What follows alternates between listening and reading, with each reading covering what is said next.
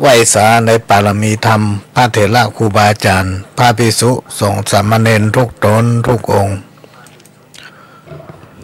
ขอสวัสดีพี่น้องท่านผู้ฟังพ่อน้อยพ่อนานพ่ออุ้ยแม่อุ้ยที่รับฟังรายการจากสถานีวิทยุกระจายเสียงพระพุทธศาสนาแห่งชาติและสังคม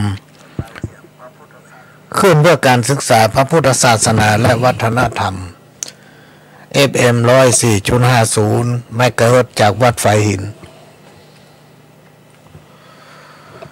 วัดไฟหินตั้งอยู่หลังมหาวิทยาลัยเชียงใหม่ตำบลสุเทพอำเภอเมืองจังหวัดเชียงใหม่และก็ขอกราบขอบพระคุณทำร้ายสถานีที่ได้นำเอาเสียงนี้เผยแพร่สู่พี่น้องท่านผู้ฟังทางหนึ่งดำเนินรายการโดยเข้ากับผมปุหลงสว่างธาตุอินจันทร์บ้านตาลองขี้ควายตำบลสันปีเสื้ออำเภอเมืองจังหวัดเชียงใหม่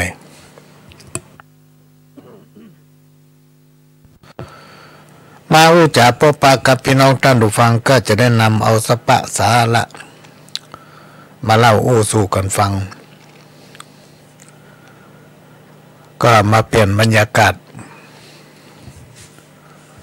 หลังจากพี่น้องท่านผู้ฟังได้รับฟังรายการสปะ จากผู้จัดรายการของสถานีจากพระเถระครูบาอาจารย์จากปน้อยปนานซึ่งสถานีวิทยุวัดฝ่ายหินได้เปิดถ่ายทอดออนไลน์เผยแพร่สารธรรมคำสอน24 ชั่วโมงช่วงนี้ก็มาเปลี่ยนบรรยากาศฟังขโยมเก่าอู้สลับกับเสียงเพลงข้าวห่ำสารธรรมกรรมเก่าเพื่อนำมาฝากเป็นข้อคิดสำหรับพี่น้องท่านผู้ฟังที่สนใจสิ่งไหนที่ฟังแล้วหันว่ามันมีประโยชน์ก็ขอฝากไว้ประดับสติปัญญาสิ่งใดที่ฟังแล้วมันบ่เข้าท่าก็คือฟังหูซ้ายออกหูขวาแล้วกำโอ้กำไหนที่มันทำให้พี่น้องท่านผู้ฟังแสลงใจก็ต้องขอสุมาอภัย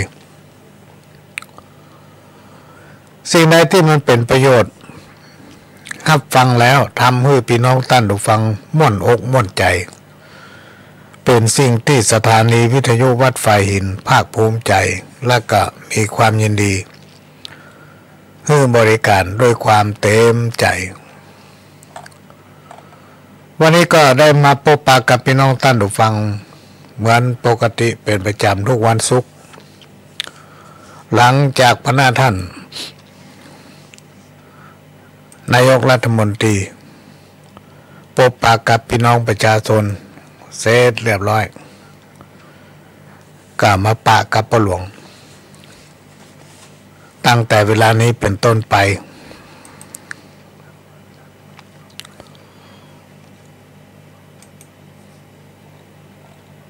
วันนี้ก็ต้องขอสุมาไปเข้ารายการจ้าไปหน่อย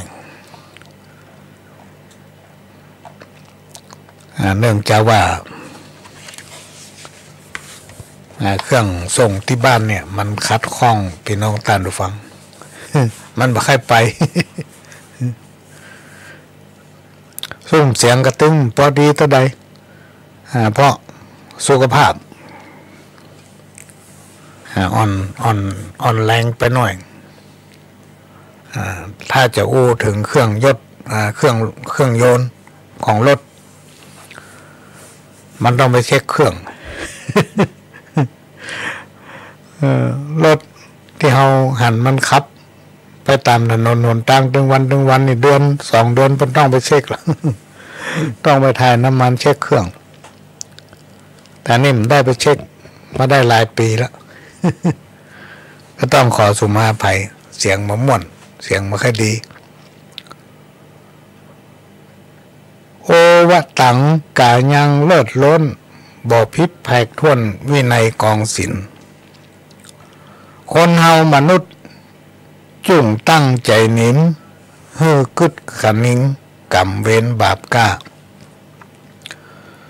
เกิดมาใส่กรรมกระทำล่วงหน้าบ่มีเวลาจะย่างเวียนเกิดเวียนตายกรรมเว้นอันนั้นมาปังตอบสายทีลุนตั้งต้นใหม่เตอะให้มันหายสูญจุ่งกระทำบุญถือเอาศีล 5ถือเอาศีล 5ถ้ามีศีล 5เนี่ยพี่น้องท่านผู้ฟังครูบาอาจารย์เปิ้นว่าไว้ถ้าใครถือได้ศีลถึง5 ข้อเนี่ยยังกระตึ้งผิดกฎหมาย กฎหมายนี่เป็นหมื่นเป็นพันข้อเป็นแก้ไขทิกศีล 5 ข้อขององค์พระสัมมาสัมพุทธเจ้านั้นมีมาตั้ง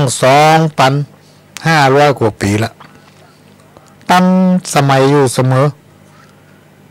ถ้าใครถือได้ชุดยอดเลยครูบาอาจารย์เปิ้นได้กล่าวไว้อย่าเบียดเบียนกันกรรมเวรบาปกล้าบอกกวนดีทำให้เลิกเตอะหันเปิ้นมีของเงินทองเปิดเลอะอย่าลับโลภได้ชิงเอามันมาแจ้งเอาลูกเมียเปิ้นนั้น อย่าได้กวนเก๋าลู่ชิงเอาเป็นจู้ร่วมข้างอย่าจุเข้าหลงเข้าดงปากกว้างจุผัวจุเมียเปิ้นหาง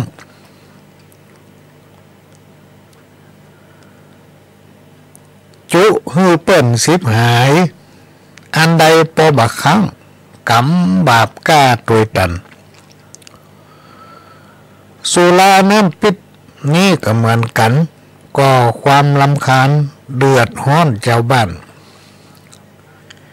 เอวบุบเอวตีบดีเสียงท่านดวงศีลดวงธรรมบอกไว้ต้นเหตุของมันเป็นอย่างนี้ไซหมู่เฮาบ่ได้สุขบานหมู่ชอบเล่นจู้นี่ก็เหมือนกันต้นงิ้วหนามดำนี่ตึงบะโป้นนี่ตึงบะโป้นหมู่มาปากตองมันไล่คบก้นโล่นขึ้นบนต้นงิ้วหมู่กาปากตองมันซ้ำมาลิ้วซับลากติ้วตังบนเลือดเนาะเลือดย้อยอาบลงยังต้นงิ้วหนามคมงอขึ้นตังปีนงอขึ้นตังปีนเต่าที่เปิ้นเล่ากันมาเวลาเขาขึ้นต้นงิ้วในมอนะ6ขณะที่เขาขึ้นหนามมันจะดิกลงมาหาตัวเขาถ้าเอาขึ้นถึงปลายเขาจะลงมาหนามันตั้งขึ้นว่ะกับเคยหันนะแต่สมัยเมื่อเป็นละครน้อยๆนี่ฟังละครวิทยุไอ้พุทธซีแลนด์ไปฟันหมดแล้วพี่ลูก ต้นงิ้วหนามคมงอขึ้นตั้งปีนมีขันตีจะไปใจหินก่อความวุ่นวายสะท้อนอวดหูเป็นหัวเจ้าบ้านเดือดร้อนบ่เป็นกลุ่มก้อนกันไปแตกกันเป็นเล่ากก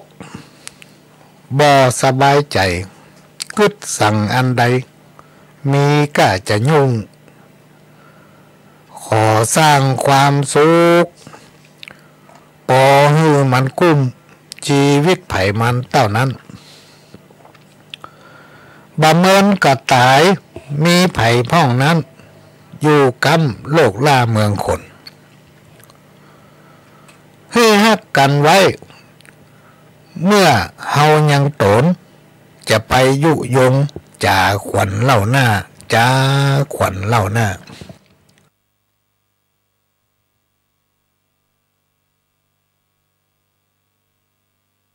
ขวัญเล่าหน้า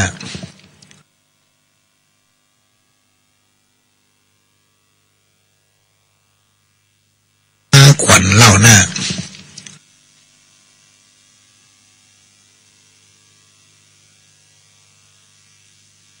ขวัญเล่าหน้าบอกว่าไผบางทีว่าไป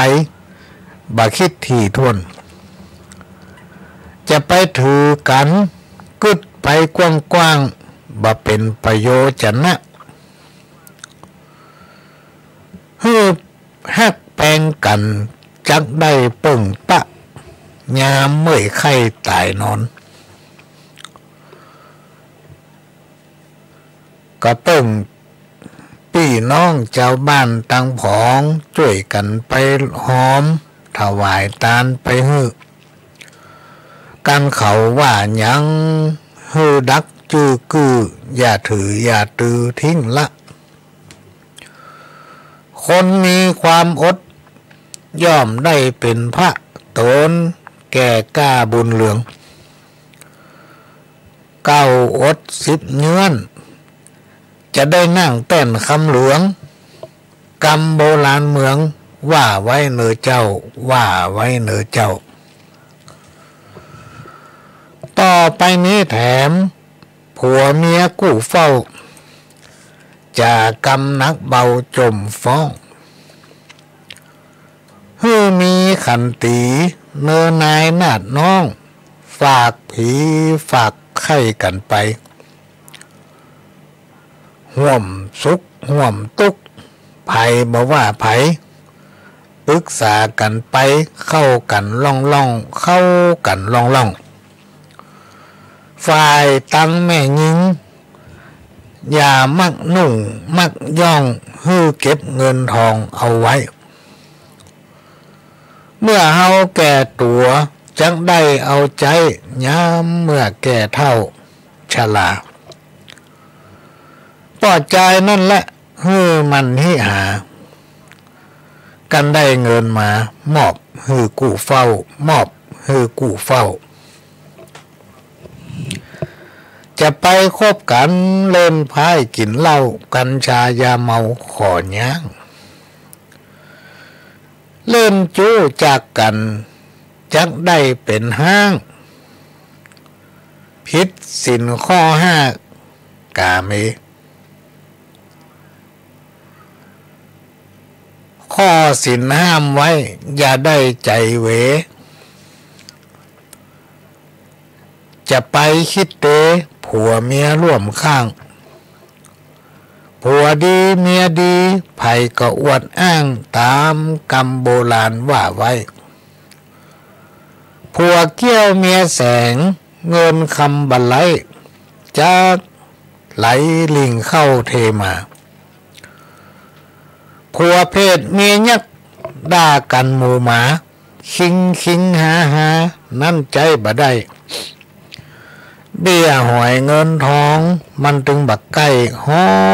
นเหมือนฟืนเหมือนไฟอ้าวลุกตกปางไปลูนกลายเป็นคนตุกปาถุงห่อเข้าขอดตันผัวเมียร่วมฮักจุ่งฮื้อฟังกันจะไปฟังกำเล่าเหนือเล่าใต้ตาเฮามาหันจะไปนับได้เชื่อกำไปส่งส่อฟ้องเขาจุพิษกันผัวเมียห่วมซ้อนมันมีอย่างอี้คนเฮาบาหันแน่แต่จะไปฟังเชื่อเขาอย่าไปหูเบาเอาแน่บ่ได้อันนี้ก็เป็นข้าวของหลวงพ่อบุญปันบุญญาธรรมโมวัดพระนอนแม่โป่ง โอ้เพิ่นเขียนมานะได้ไป 4-5 ปีแล้วพี่น้องท่านฟังรักษาไว้นะเก็บไว้บนหิ้ง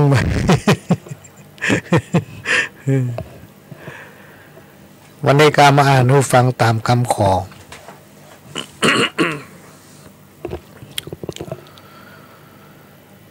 เป็นว่าถ้าเราอยู่ในศีลกรอบของศีลทั้ง5ข้อเนี่ยก็จักอยู่สุขสบายข้อเจ็บข้อเป็นเว้นภัยบาปกล้าอุบัติโลกาสิ่งไร้ข้อยากกังวลถอยโหนเคลื่อนย้ายอย่าเตียวต้องไฟมาจุมมันญาติแห่งน้ำตกใส่ในโกสุมดวงดอกปทุมปฏิษอยู่ได้กรรมศาสนาองค์คำติไว้ฮื้อลุ่งเรืองไปอย่าฮื้ออย่าละฮื้ออยู่ด้วยศีลกินด้วยธรรมะสนุกชื่นหน้ากันไปคุณพระพุทธคุณพระธรรมะคุณพระสังฆะแก้ว3 ตะไลปลูกไว้ในดวงไทยจิตใจแห่งเจ้าจิตใจแห่งเจ้าคนที่จิตใจมีธรรมะไว้ประจำจิตใจเนี่ยพี่น้องท่านผู้ฟังหน้าตาเป็นดึงจุ่มถ้าเราได้ปะได้หูได้จ่าโดยม่วนอกม่วนใจเพราะคนที่เป็นมีจิตใจเป็นศีลเป็นธรรมนี่เป็นบ่ว่าหรือไผ เป็นว่าหรือไผก็เรื่องตัวเก่าอันใดมันแก้เรื่องของเป็นตุ้มอุอันใดที่เราอยากจะรู้ถ้าเรามาถามเปิ้นก็บอกเขาต้องถามเปิ้น คนที่เปิ่นจิตใจงามเป็นผู้ที่มีศีลมีธรรมประจำใจเปิ้นอู้จาอย่างออกมานี่น่าฟังเป็นคติเท้าเก็บมาคิดเตือนใจได้เป็นอย่างดีทำบทหนึ่งอันนี้จากไผ่ฮะ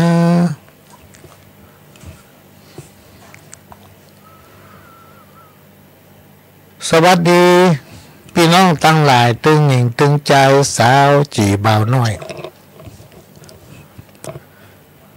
พี่น้อยพี่นานบรรนายบรรน้อย ผู้ข้าจะกล่าวขาน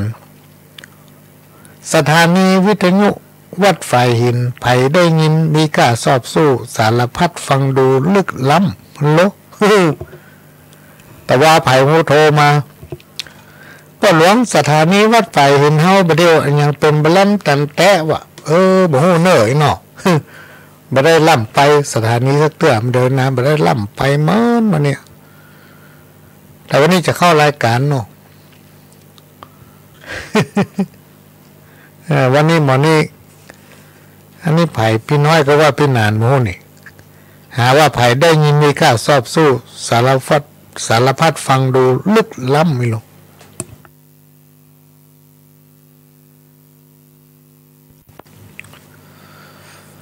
ธรรมะบรรยายก้าวขานบะซ้ำดึกอันผีมาวันนี้จะมีผีมีหมิวเนาะตะคืนนี้ คืนที่ผ่านมามีประลองอยู่รายการถึงตี 1วันนี้มาแน่ใจถ้าผีมากับถ้าจะอยู่ถึง5 ทุ่มถ้าผีมากับอยู่ตี 1 ถ้าว่าสถานีมีไปเฝ้าปุ้นตี 3 ดึกอันผีมารายการสปะเจิญฟังเตอหนาปู่ป้าลงอาตู้หลวงเน้นน้อยให้ลูกวัดฝ่ายหินสถาบันนักตั้งอยู่บักไก่เลยสีญาติกาดต้นขยอมไปตั้งอยู่เมืองดอยน้อยหลังมช.ธรรมะศึกษาโรงเรียนพระน้อยตั้งอยู่หิมดอยรอบวัดป่อน้อยได้หันเลยมาจากตักจวนให้ห่วมบุญไข่ขานก้าวเอิญชวนเกินกันสถาเจ้าข้าวัดไฟหินนี่นะบดีละใครได้อันอย่างซีดีธรรมะหนังสืออ่านเล่นตรงนี้ฮิโร่ มีมัดพี่น้องตันดูฟังที่วัดไฟหินหลายคนท่านอาจารย์กันบอกป้าท่านอาจารย์กับป้าพระน้อยอันข้าเจ้ามาทำบุญลุ่มนี่ไม่รู้อันประเด็นนี้เขาได้แผ่นซีดีกับหนังสือธรรมะเอามาเป็นหอบเขามาฟังตะหลวงกำได้หันพอบอกตังค์พระน้อยขยมสัก30 เอาเพิ่นมาถึงหอบข้าเจ้ามาทำบุญลุ่มนี่ได้ยินข่าวว่าธรรมสถานีวิทยุเป็นต้องมีแผ่นซีดีหนังสืออย่างหูสปะไอ้ลูก เขาฟังแต่ว่านี่มันได้วานประหลวงได้ขึ้นไปตั้งวัดก่อได้ขึ้นไปแต่ว่านั่นนะมันน่าสักน้อยวะ อันกับวัดไฟเป็นตึงชอบทำบุญเนาะใครเขาได้อย่างก็มาเอาได้อีพี่นั่นนะเพิ่นทำบุญที่ไหนโมล่นขึ้นไปขอหนังสือเอามาเป็นห่อป้อหลวงหรอกตัวข้าม่อนน้อยด้อยวาสนาจัตตายากไรเหมือนตกต่ำใต้ติดดินดังไม้ก้นขวางตีนคนเตียวดินมีแต่ย่ำกับข้ามยามเมื่อดวงจะตาตกมันเป็นดังอันเนนายอยู่ในโควิดติดในก็ค้างเป็นกรรมอันยังหาเข้ามาเสแสร้งหนีบเกณฑ์ หรือว่าพระราหูเข้ามาถมทับบังคับแม่นมั่นเป็นไปบ่งจี้เหมือนมีดมาจี้หิมขอลังเตอะน้ำตาโศกาสะต้อนสะอื้นตกในขอยกมือสาบรรดาพี่น้องช่วยตอบคำถ้อยช่วยจ่ากำขานญาติมิตรวงหวานช่วยกันแต่งแต้มบอกว่าบ้านเหนือก็ว่าบ้านใต้ก้อยคัดเกาไปพี่น้องใกล้จะถึงหน้าฮ้อนอุลาสะต้อนบ่มีกู้ซ่อนนอนอิง ก็มันจะฮ้อนเราไปเอามาเนี่ยยังเนาะมาเติกขี้ข้าง อันนี้จากไผ่หมูนั่นแหละน้อยใจเต้นนะเบาเกินเบาเท่าสาวถึงเสร็จเลยเมาเอิญตักเนี่ยการก็นักไปไหนก็แผวบ่ใจคนแล้วแต้วนักเอาเบาสู้พอมันมีไผมาจากฟูอู้หายง่อมเหงาแต้ตักใครได้คนฮักคนที่หู้ใจตัวข้าจะอิงตึกเมื่ออยู่แอมข้างตึงวันไม่ได้กินอย่างละว่าอัน ถ้ามีน้องนางคนฮักจะขออยู่ร่วมข้างนางเดียวขอจบวางลงเต้าอี้ก่อนและนายหุย จากป้าน้อยโอ้ป้าน้อยจังหายถ้าจะแม่นป้าน้อยคนที่ว่ามันมีเมียนะคะว่ามันมีเมียแล้วชวนเป็นไปกินข้าวหาแม่ละอ่อนเนี่ยกินลำนี่ลูก ดีนะเป็นน้อยไปเช่นนั้นเป็นคนที่เคยเขียนจดหมายถึงพ่อหลวงมาหลายฉบับแล้วก็เขียนข้าวมาก็หลายฉบับนี้เป็นฉบับที่3มาอ่านให้ฟังลืมเอายัดไว้ในปากการ์ตูนมันไปหันแต่เจ้านี่ก็ตั้งใจว่าเมื่อคืนนี้จะมาอ่านให้ฟังบอกว่าป้าน้อยคนนี้ฟังอยู่ก่อขอเบอร์โทรก็มือเพราะว่ามีสาวเพิ่นขอมาว่าขอเบอร์โทรกันเพิ่นจะได้ติดต่อหาเมียบ่มีแล้วหาว่าแม่ร้อนเนี่ยกินล้ำ ลูกยังใดกันบ่เข้าใจเมียมีแล้วแม่ร้อนเนี่ยกินล้ำ พ่อแม่ยุ่งนี้ฮักลูกลัวไหลเลี้ยงให้สบายอย่างนายอย่างเจ้าบาจ้างย่าหยางโบหลัวดังไฟนึ่งเข้าการนักเบาบัดใจกินข้าวกับป๋าแม่หาเตรียมไว้ลูกตื่นก็ได้กินเลยเรียกการบ่ฮู้นั่งอยู่เฉยๆขนมนมเนยอยากหยังก็ได้ห้องกินเอาเลยบ่มีก็ให้แม่ก็ล่นไปหาซ่อซื้อพ่อแม่ยากการกูวันกูมือหาเงินซื้อให้ลูกเห็นหาเงินส่งกันเนาะอันนี้ไปเขียนว่าหาเงินซื้อหาเงินส่งให้ลูกเห็นเงินบ่มีหรือว่าเงินมีบ่พอซื้อเครื่องวาดเครื่องเขียนพ่อแม่ก็กู้เขาหมุนเวียนมาให้ลูกเต้าลูกจบปริญญาสบายอย่างเจ้าได้ทำงานเบาๆแต่ตักอยู่โดยพ่อแม่บ่เหมือนกับไปมีคนฮักไปสร้างหลักใหม่หน้ากาบันปากันซื้อบ้านซื้อรถสมบัติหลักฐานได้กู้แต่งงานก็มีลูกเต้าพ่อแม่ยากการเต้าเท่าเพื่อบรรเทายากไรหวังว่าลูก จักปั่นเงินหื้อใจกับหวังบ่ได้เนินไหนเพราะว่าโลกนั้นต่างก็สร้างตัวกันหันพ่อแม่เป็นขี้ข้าเกิดลูกหลานมาหื้อเลี้ยงอย่าได้หวังเงินคำบาทเฟื่องเป็นก้ากลมเกี้ยงเลี้ยงดูสังคมสมัยนี้พ่อแม่อดสูลูกบักกำจูพ่อแม่แก่เท่ากลับไปโทษทูลลูกไว้เหนือเก้า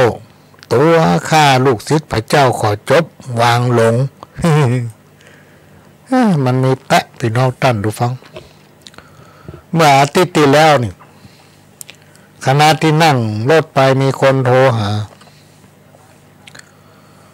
เป็นบอกว่ามีคนหนึ่งเอารถไปมัดมือเขียนติดหน้ากระจกกับหลังกระจกหยาดเหงื่อทุกหยดเพื่อลูกและเมียตุลงอดไม่ได้ถามพ่อแม่มึงตายหมดละกันคนไม่ได้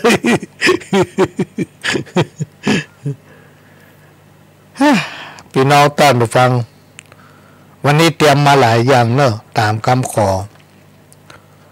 ตะกี้นี่มีลายส่งมาเข้ารายการจ้านี่เมาข่วยอะไรนี่มันต้องเลื่อนต้องไหลพี่น้องต้อนฟังต้องเลื่อนเสาะหามันอ่ะเนี่ยเปิ้นขอฟังทำมาทีตั้งเอาจนจบอีโลกอย่าอัดเตรียมไว้เนาะตั้งเครื่องไว้กำเดียวจะเปิดทำมาทีละนับ1 ถึง 100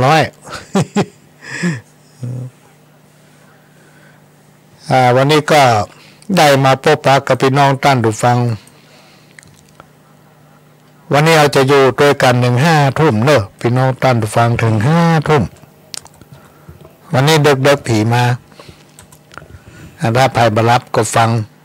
รายการหลังจากปหลวงจบแล้วก็จะมีรายการต่อเด็กๆอันผีมานะก็เสียงกับแค่ดีแต่ใดพี่น้องท่านฟังต้องขอสมาภัยด้วยเนื่องจากว่าสุขภาพบคดีกำลังต่อสู้กับความดันมามีขายเนี่ย แต่ว่าขึ้นซาวมาเจ้าลดลงไป5เป็น175มาแมลงนี่ลดลงไปทำ5เหลือ170ก่อนจะเข้ารายการวัดพอเหลือ165พอมันเขาจะชวนไปหาหมอว่ะตึ้มไป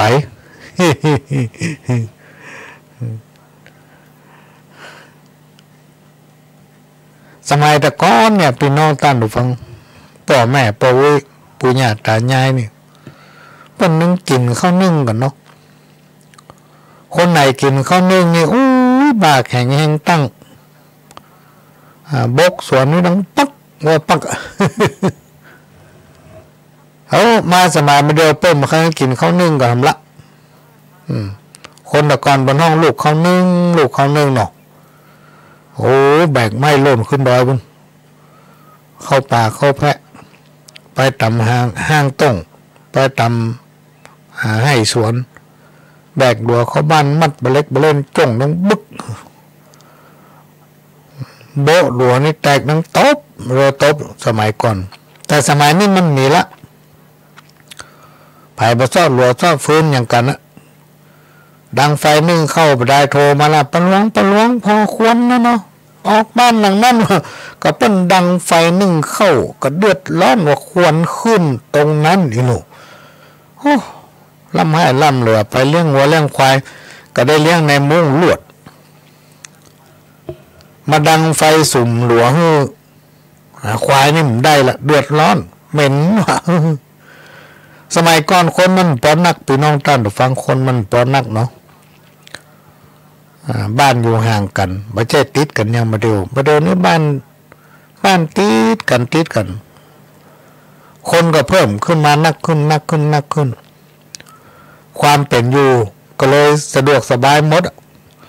ที่ว่าสะดวกสบายนี่คืออย่างไม่ได้หาบน้ำไม่ได้ตักน้ำใส่น้ำหม้อไม่ได้ตักน้ำใส่ห้องน้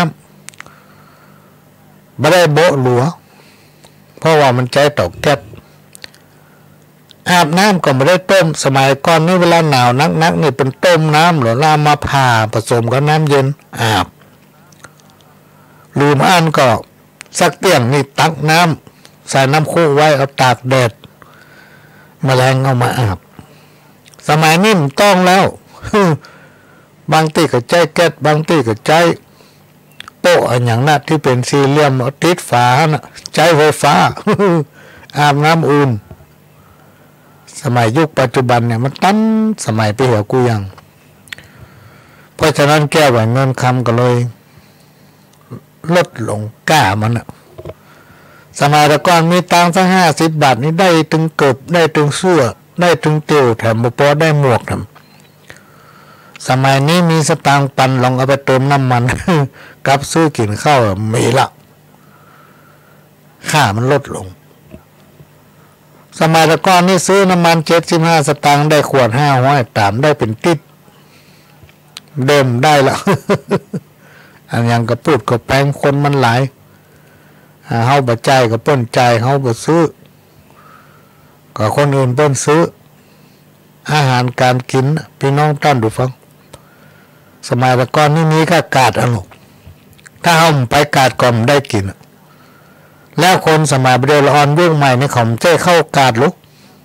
ไปร้านสะดวกซื้อไปโลตัสบิ๊กซีเซเว่นโอ้ยมันหนักอยากกินอย่างนี้หมดมีอยู่วันหนึ่งคณะไปทำภารกิจหิวข้าวไม่รู้จะไปกินที่ไหน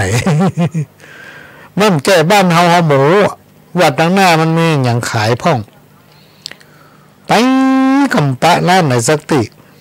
พอดีไปปะปั๊มน้ำมันต้องมีเซเว่นคนที่ไปโดยถ้าจะหู้ใจก็เคยหู้เคยปะพี่น้องท่านเราฟังมันเป็นข้าวเหนียวนึ่งเนี่ยอยู่ในกล่องแล้วตั้งกลางข้าวน่ะน่าจะเป็นหมูสับ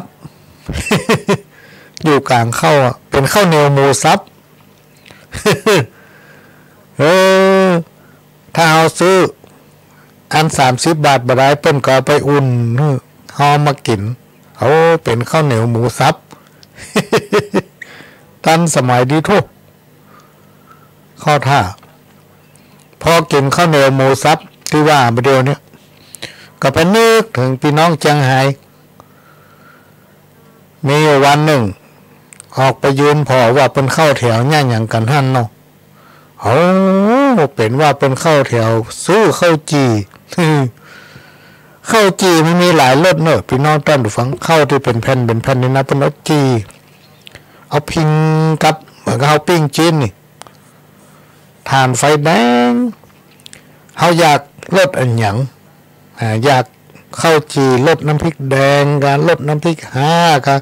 รสน้ำพริกบะทวนเน่าก็ว่าจะกินรสบะทวนเน่า มีหมดโอ้ยเป็นข้าวแถวซื้อมันถ้าจะลำพ่องลองไปเข้าแถวก็เปิ้นซื้อมากินพ่อโอ้มันอย่ามาเหมาะ เฮ้ยอุ่นนอน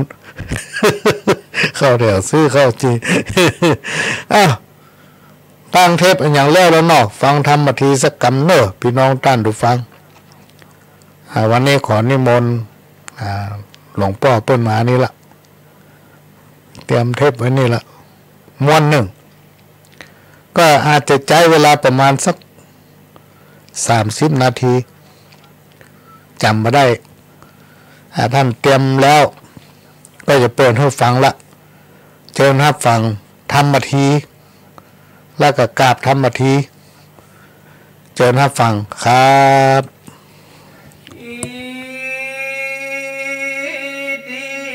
มาทีแม่มาทีลา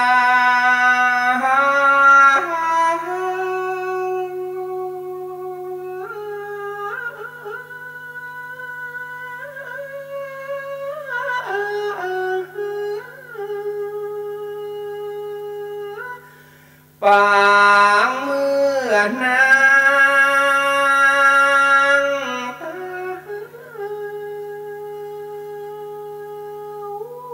แม่มาถามข่าว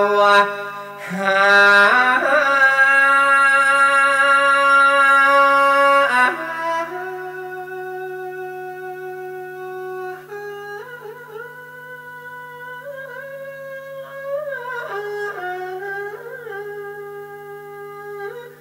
สองผู้ตาลูกเต้าในสำนักตาเวสสาร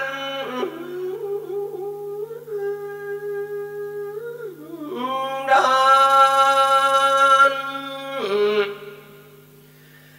นางเต้าแม่มาสนุกตายเหมือนขอ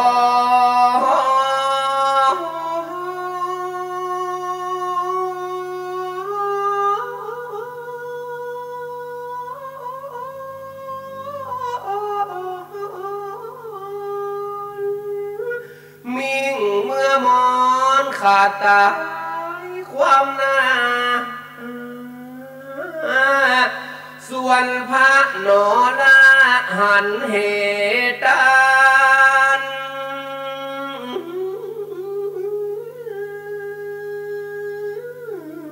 ที่พระองค์ตา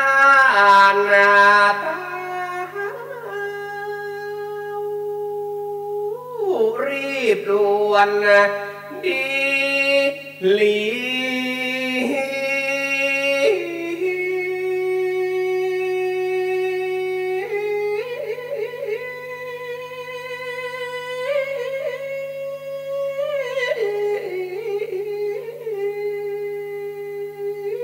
มาสวมหอบอุ้มแม่มาทีเมียแป้งแห่งเจ้าว่ามาทีกูนี่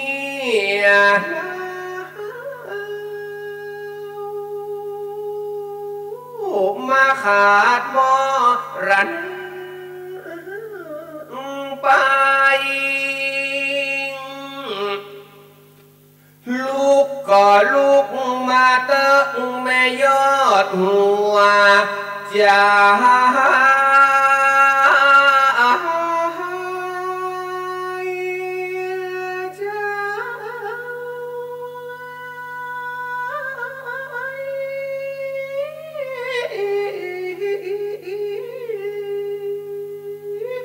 ขอนางจะไปมรณาในที่บอกลางเพราะว่าเป็นป่าสิงสัตว์แรดนาจ้าและสัตว์สิง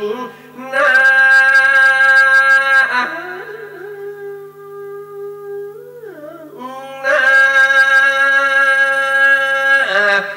กูปีนี้บ่มีไผเปิกสา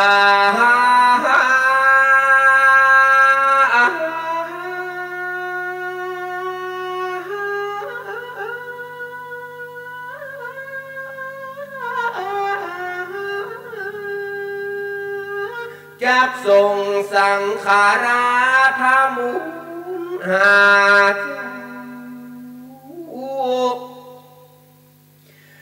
ขอขวัญมาทีนุชจนาถนี้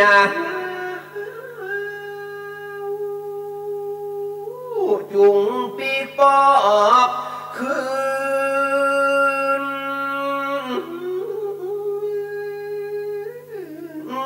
มา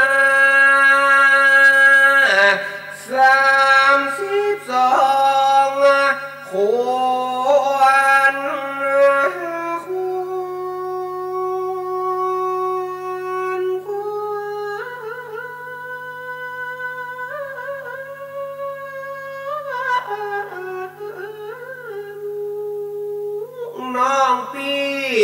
จะเรียก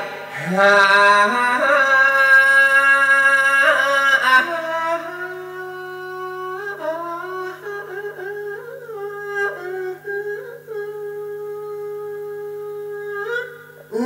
มาอยู่กับกายแห่ง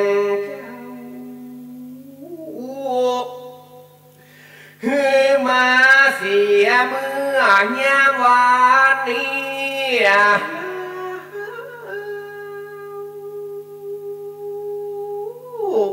มาอยู่กายแห่งเจ้าเสียเมื่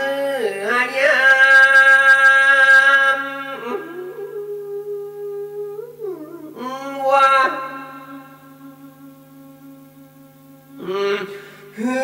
มา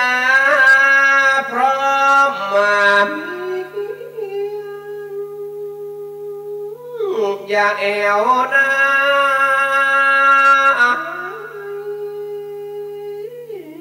พระอิง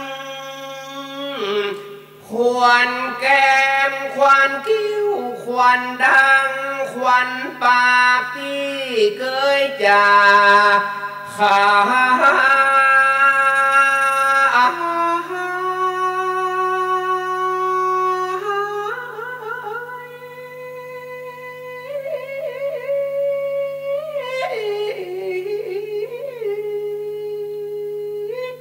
ควันหูตาในเกศแห่ง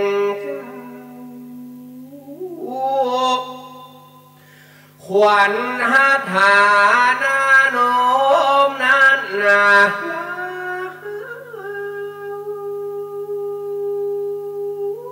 ตีลูกเต้าเคยดูดนาเชยจมควันแลควันปองแขนนะโกโห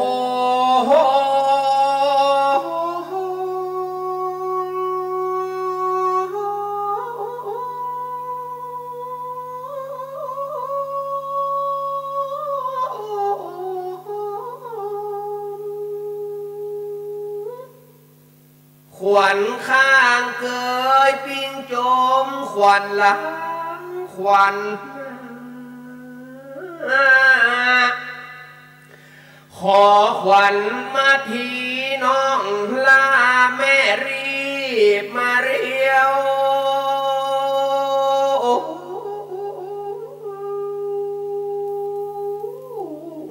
มา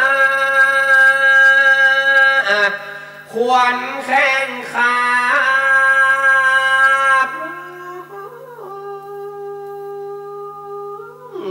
มาอยู่ห้องอัตตา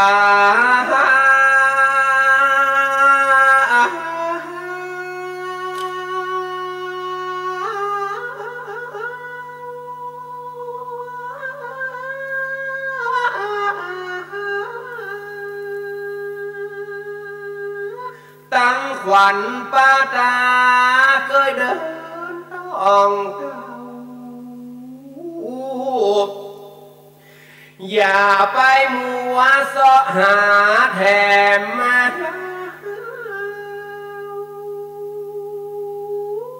จุงรีบมาปันมาพุทธาลูกงาน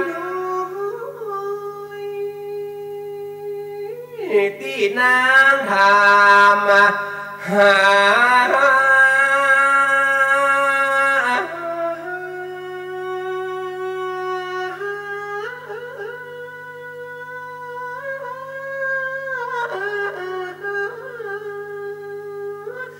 กูปีถวายทานเสียแต่วันวาแก่พระปู่เท่าขอ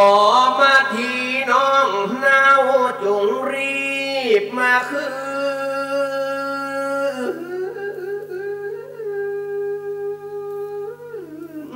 มา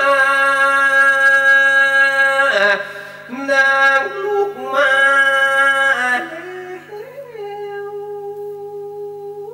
จุงล่างหน้าล่าง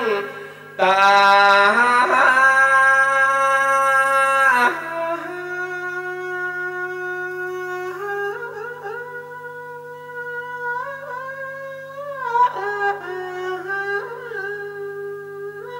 แล้วตั้งใจโมทนาเอาบุญกับข้าที่ฮือสองหนอละถวายมอบมาไปการหักงานลูกงานปีก็รับเพียงดังหัวจะ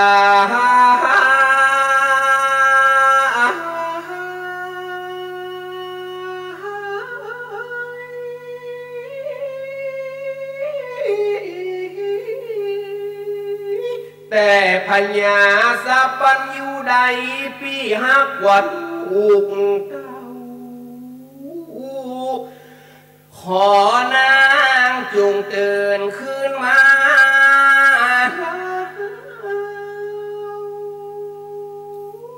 แล้วลวดโมตัน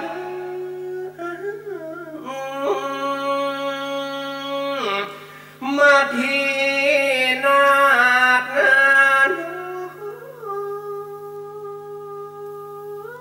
ต้วงติงอัตตา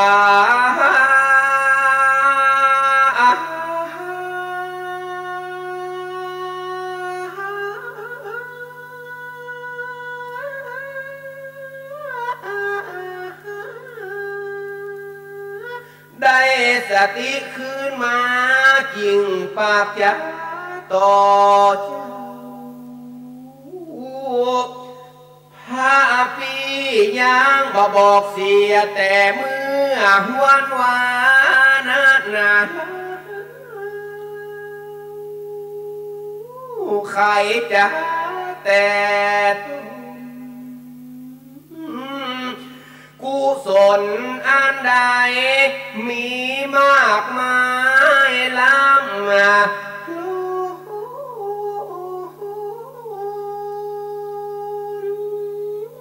น้องขอร่วมมา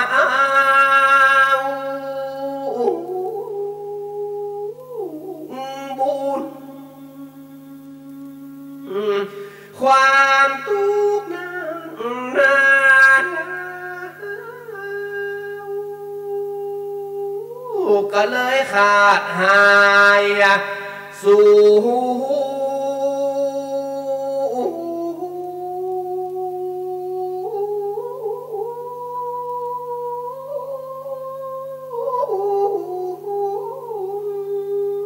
จิตใจเป็นบุญกับนอนแล้วปฏิบัติธรรมอยู่กับพระเจ้า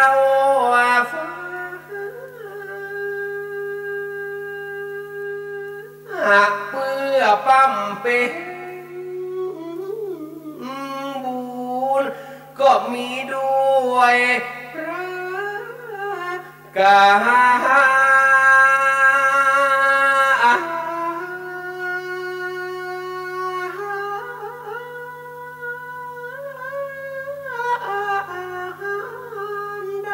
กล่าวมา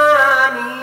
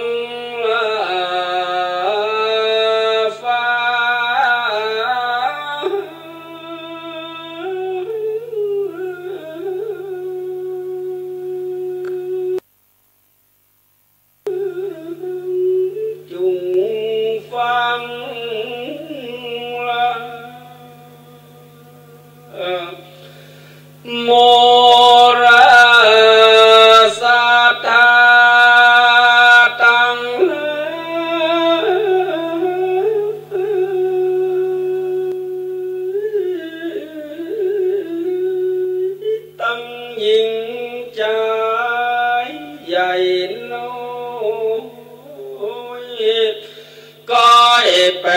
งใจนิ่มเรียบมารา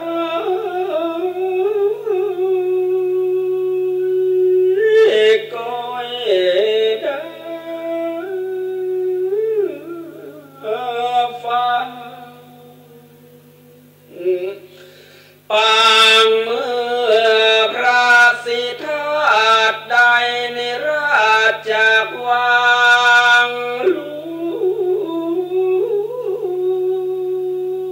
ง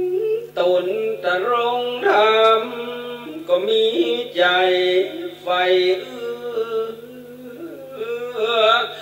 กับตังสลีปิมปานอน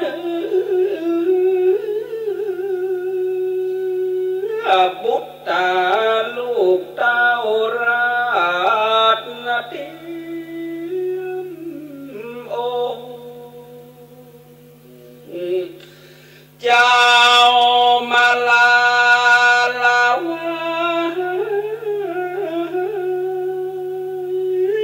ตั้งนางใจและนางสน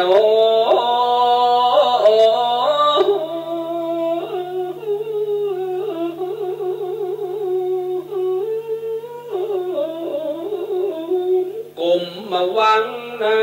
เลย60,000 ห้อง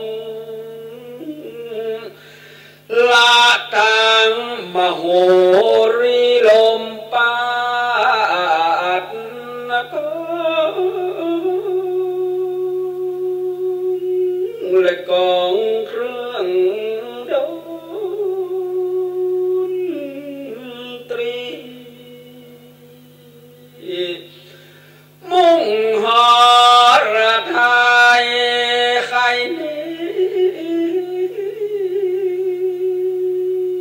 ก็เสด็จถึงอโนมานตีพระก็ตัดโมลีเกตกล่าวมีหอระไทย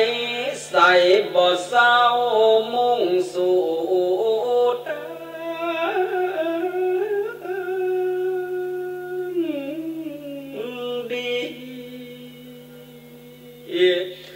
ปั้มเป็นตุกรากิริยาอยู่ได้6 ปี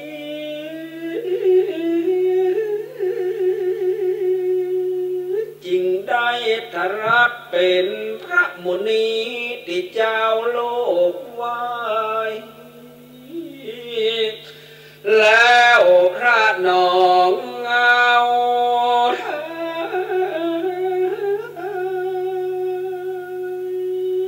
ก็เสด็จจาริกโหดนะฟูงคนมาสงสารปิมปานาต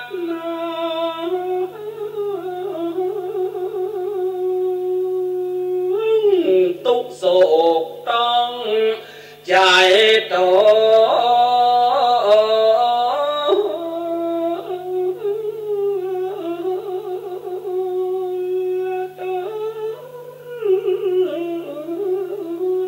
มีความผารมในพระสิทธาตุเจ้าโลกมาเมื่อเจ้าบ่หันพระนอนเนาราเจ้าว่าโอยนอพระปีไทยมาละน้องไว้บ่อะไรหา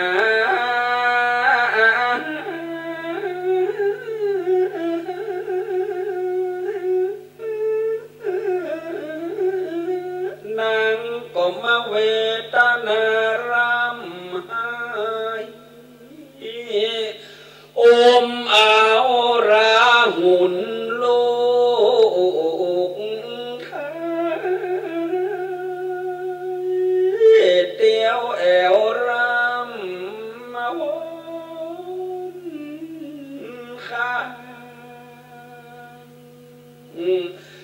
ว่าลาหุ่นลูกน้อยเจ้ายอดบุญขวา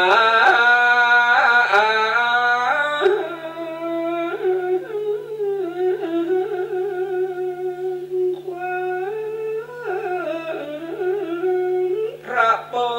มาละวังเสียปังเป่าโจ้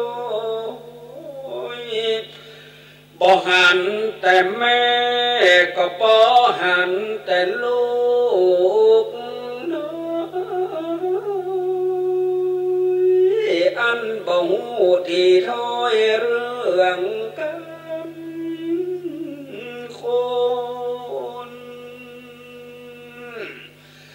ลาหุ่นลูกน้อยเกิดมาบ่ได้หันหน้าป้อของโต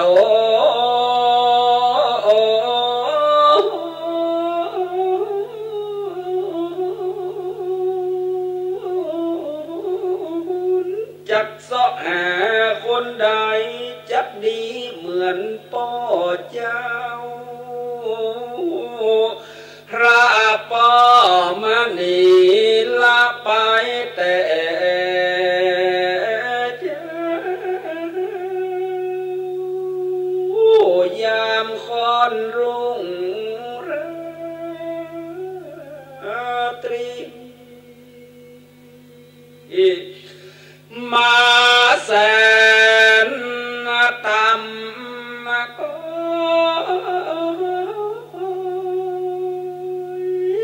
ความผิดน้อยหนึ่งตึงบ่มี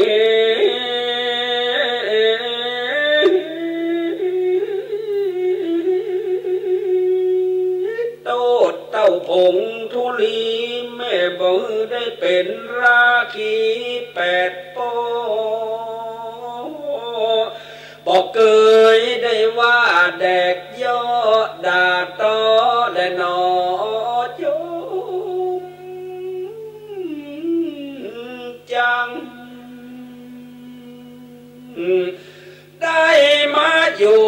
ภาษารวม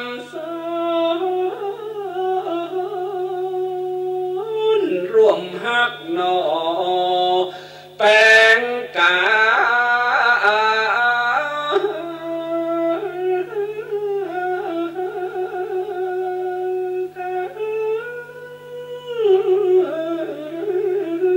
การเบื่อหน่ายและจมจังบอกเคยได้พันเกี่ยวข้องปอว่ามณีละปิมปานาดน้องเป็นห้างอยู่คนเดียวหัวอกเมียนี้เหมือนไฟแสน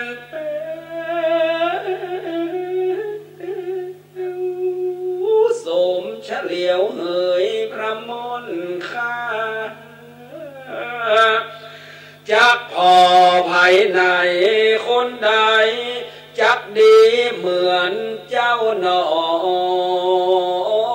ฟ้า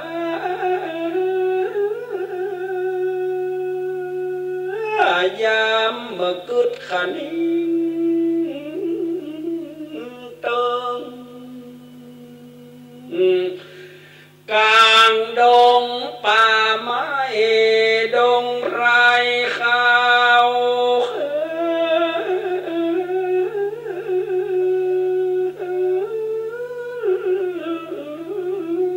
พระตะรงเมืองก็จักตุผ่านอยากการจากมีภายในมาอุปถาพระเจืองจา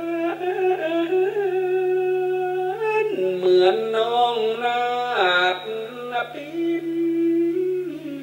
ปา ยามเมื่อพญาสิงเกิดในหนออาตา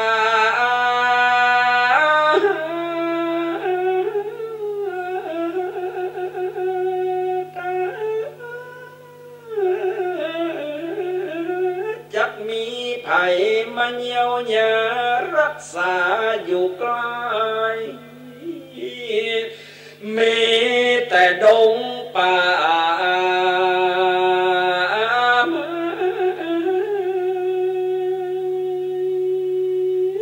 จักมาเป็นเปื้อนหนอผู้ทนฝูงสัตว์สิ่งร้ายดงไรสิ่ง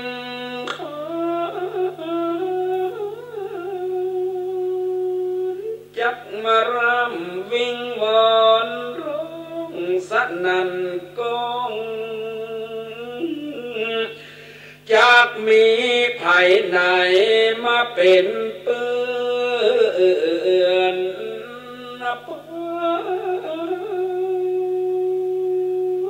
กลางแห่งห้องอารัญญา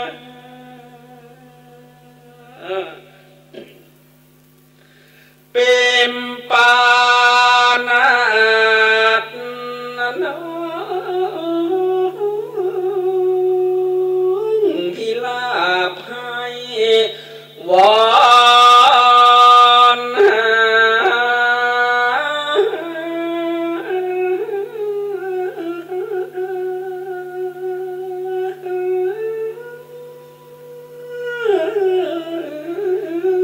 ปุณเวทนาบ่ใจน้อยอมเอาราหุนลูกน้อยแล้วก็ก้อยบ้างตากะเบนละปัดตัวห้องปองเงียบมอง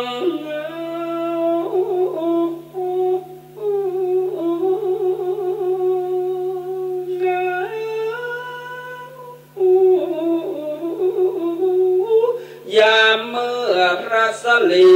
ปิมเป่าหนีเสียจากห้องไปพระหนวดที่วังตา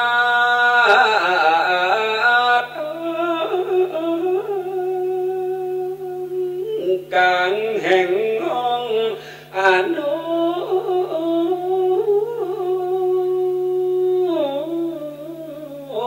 มาวัน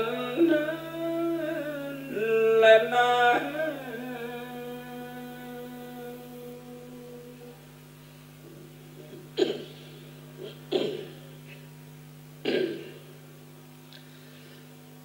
นะโมตัสสะภะคะวะโตอะระหะโต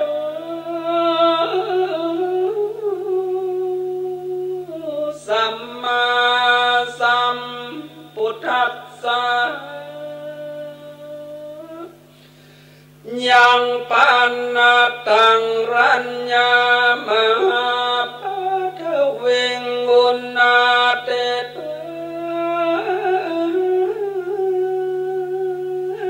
รัมมนัสสะปิญญาปุตเตสุตินเนสุญญาวะพรัมมโลกาเอกโกลาลังจะตังอาหู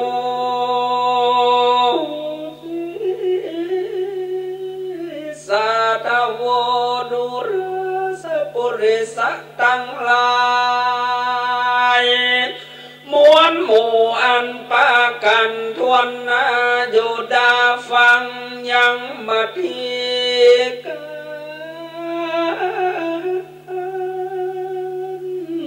วนเก่าอันพระพุทธเจ้าอักเทศนาส่วนว่าปัญญาสัพพัญญูตัญญานันใดอันประเสริฐอันโพ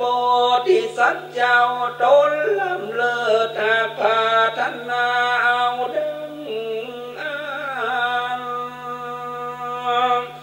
ปัญญาปุตเตสุตินในสุนในเมื่อปัญญาเวสันตราตุผ่านแผ่วหากภาษาถึงลูกแก้วเป็นตาและมีดังอันมหาปฐวีอันว่าแผ่นพระสุธานสังขยาวดาย240,000 โยชนะกันนาอุณนาตัวก็คำเขือกร้องไว้วันก้องไปมาเอกโกลังก็เกิดเป็นโกลาหลอันหนึ่งอันเดียวยาวรัมมโลกาทลาบต่อเต้าถึงพรหมโลกยาตังโอสีก็เกิดมีปาทวีไหววาดโดยอนุลูกรากากราชเป็นตา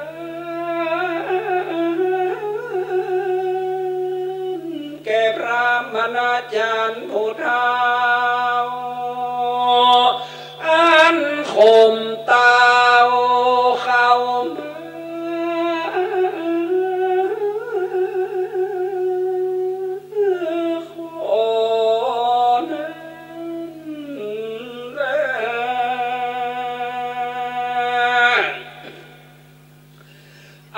เข้าในกาลนั้นส่วนว่านางราชมัทธีแม่ก็มาสหาส่องสาลี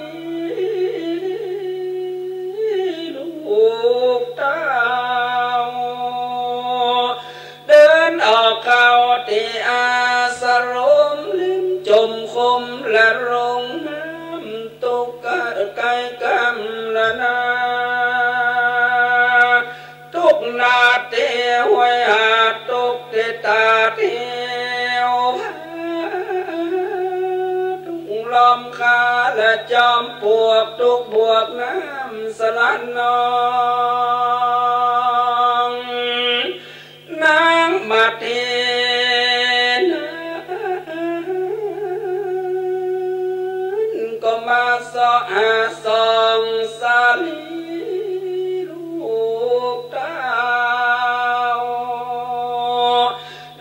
ออกเข้าที่อาสรมลิ้มจมคมและรงน้ำติไก่กำโบกครานีทุกนาทีห้วยหาดทุกติตาเทียวทุกลมคาและจอมปวกทุกบวกน้ำสละนองนางก็มา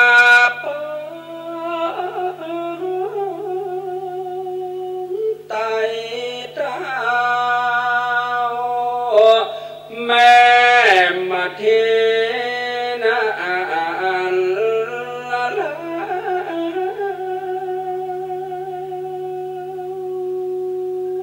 ก็มาสยบตาตา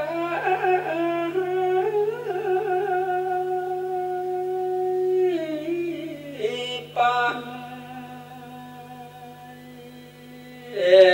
อาทาในกาลนั้น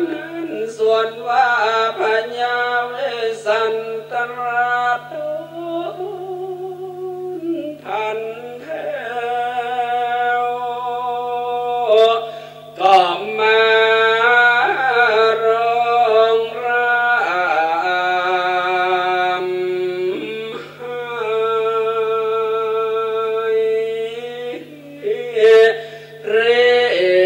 ก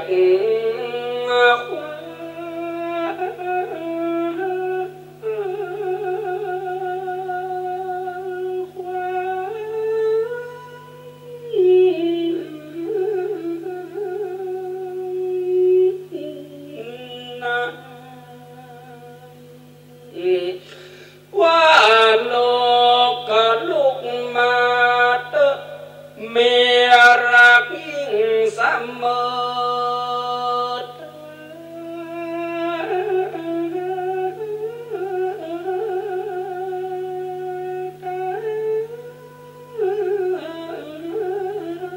วันนางอย่าไปล่าดงนา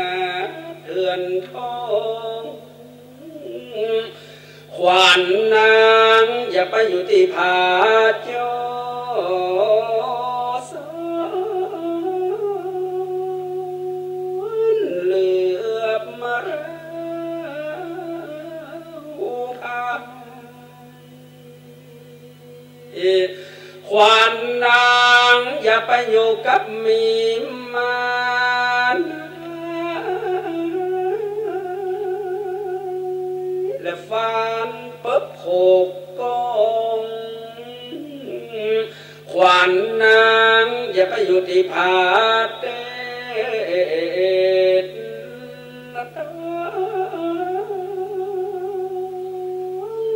ดานอุดมขวัญนางอย่าไปอยู่ป่าตังป่ามันป่า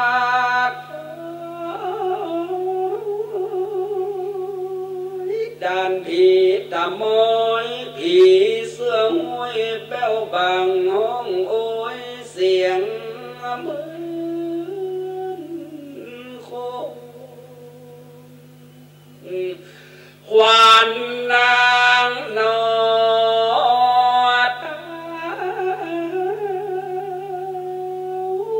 อย่าไปอยู่จิมผีคนกะวาลิงลมจอนแจ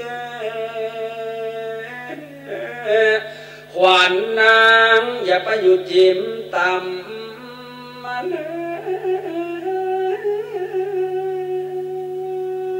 แก้มกับหมูทา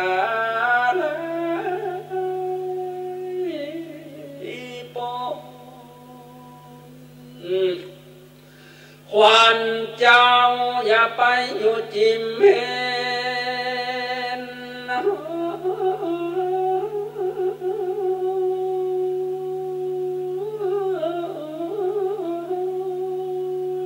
ปังปอนดังขออาราธนา32ขวัญมาทีนุจนา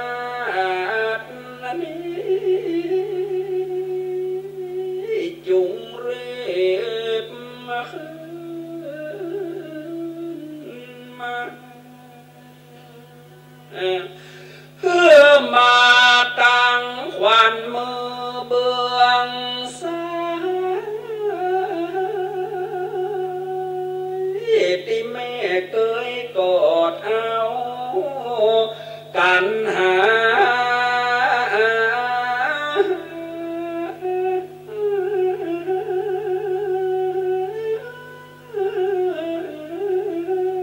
มาตั้งขวัญมือเบื้องขวา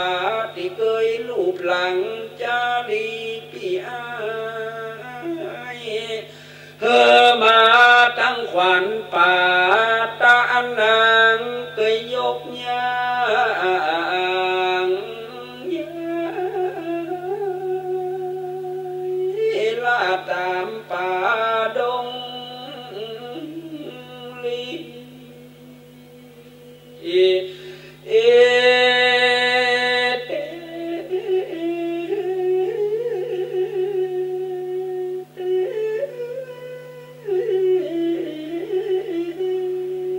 แม่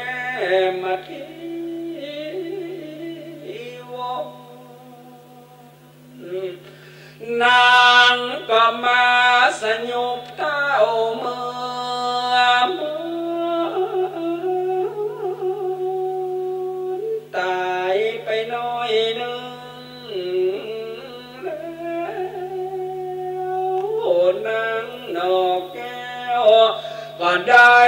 สติตื่น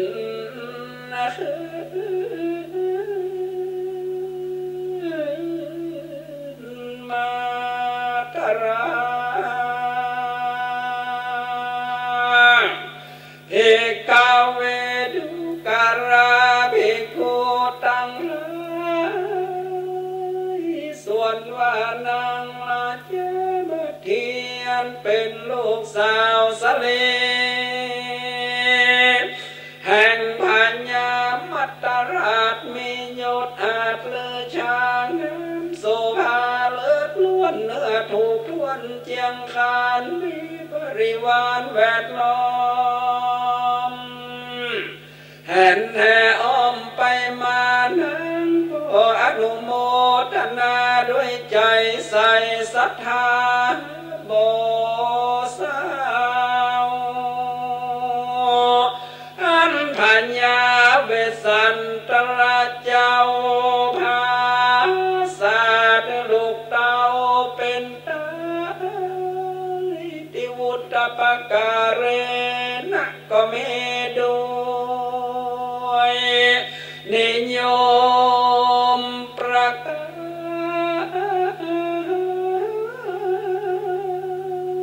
ดังกล่าวมานี้แลนะ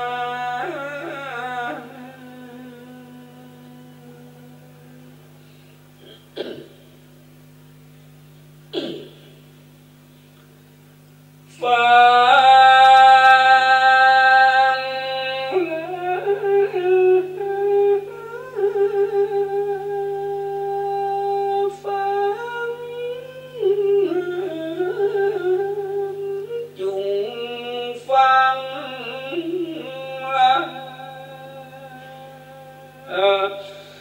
โมราสัทธาตัง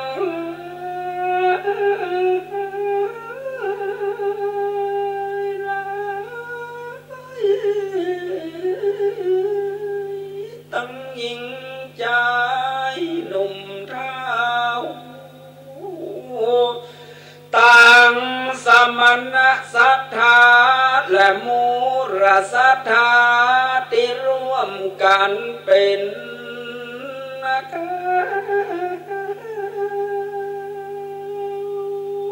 ปากันนั่งเฝ้าเด้อฟัง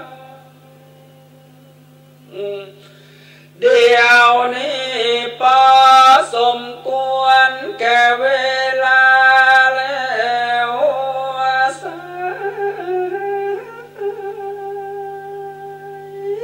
อาตมามนไทยขอเลิ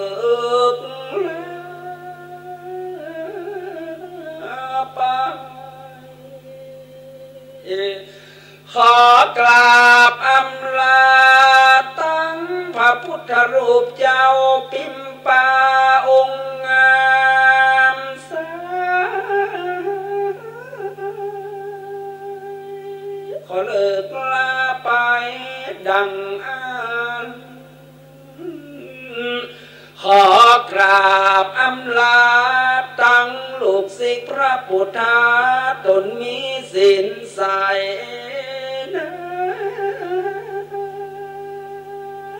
เฮาขอเลิ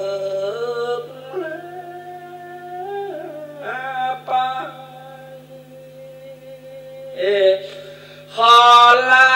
พี่น้องศรัทธาตึงยิงตึงใจ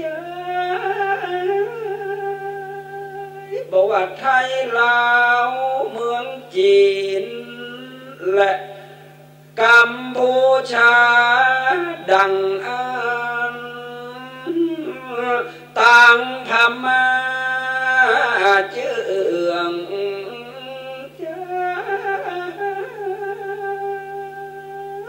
เฮาขอเลิกไปขอลาตั้งคณาจารย์และนักศึกษามหาวิทยาลัยราชภัฏเชียงราย อเลิกลาไปดังอ่านขออวยพรท่านทั้งหลายมีอายุยืนยาวตีขายิ่ง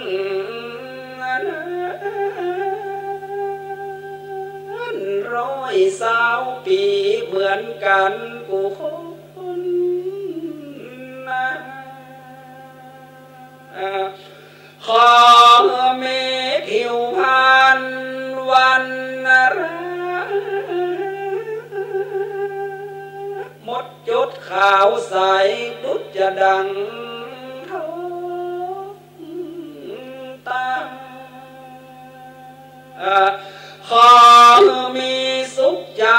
สุขกายกายกำลังอันนาเหมือนดังจ้างปังไปสารตัวเอกอ้างขอมหามุราสธาเจ้า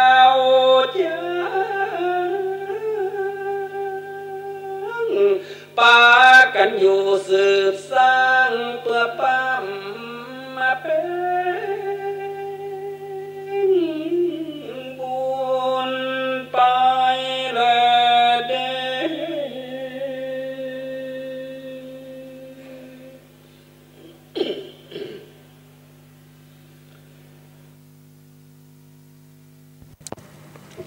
ก็ผ่านไปพี่น้องท่านผู้ฟังหลวงพ่อเพิ่นลาไปละ แต่ว่าพระหลวงยังอยู่ ยังอยู่วันนี้เราจะอยู่ด้วยกันถึง5 ทุ่มขณะนี้พี่น้องท่านผู้ฟังก็กำลังรับฟังรายการสาระสปะ100 อันปันเรื่องโดยก้าวกับผมพระหลวงสว่างธาตุอินจันทร์จากสถานีวิทยุกระจายเสียงพระพุทธศาสนาแห่งชาติและสังคมขึ้นเพื่อการศึกษาพระพุทธศาสนาและวัฒนธรรม FM 104.50 เมกะเฮิรตซ์จากวัดไฟหินตั้งอยู่ตำบลสุเทพอำเภอเมืองจังหวัดเชียงใหม่ถ้าไปทางคันคลองนี่ก็ไปถึงสี่แยกกาดต้นขยอมก็ถนนหน้าโรงพยาบาลสวนดอกและภาษากำตังเหนือห้องโรงพยาบาลสวนดอกไปเลยไปจนถึงวัดสวนดอกไปเลยไปจนถึงกาดต้นขยอมก็ข้ามสะพานชลประทานขึ้นไปเรื่อยๆเร็วกว่าก็จะไปปะวัดฝ่ายหินก่อนที่จะนำเอาสาระสปะมาเล่าสู่กันฟังก็ขอแจ้งประชาสัมพันธ์น้อยพี่น้องท่านผู้ฟัง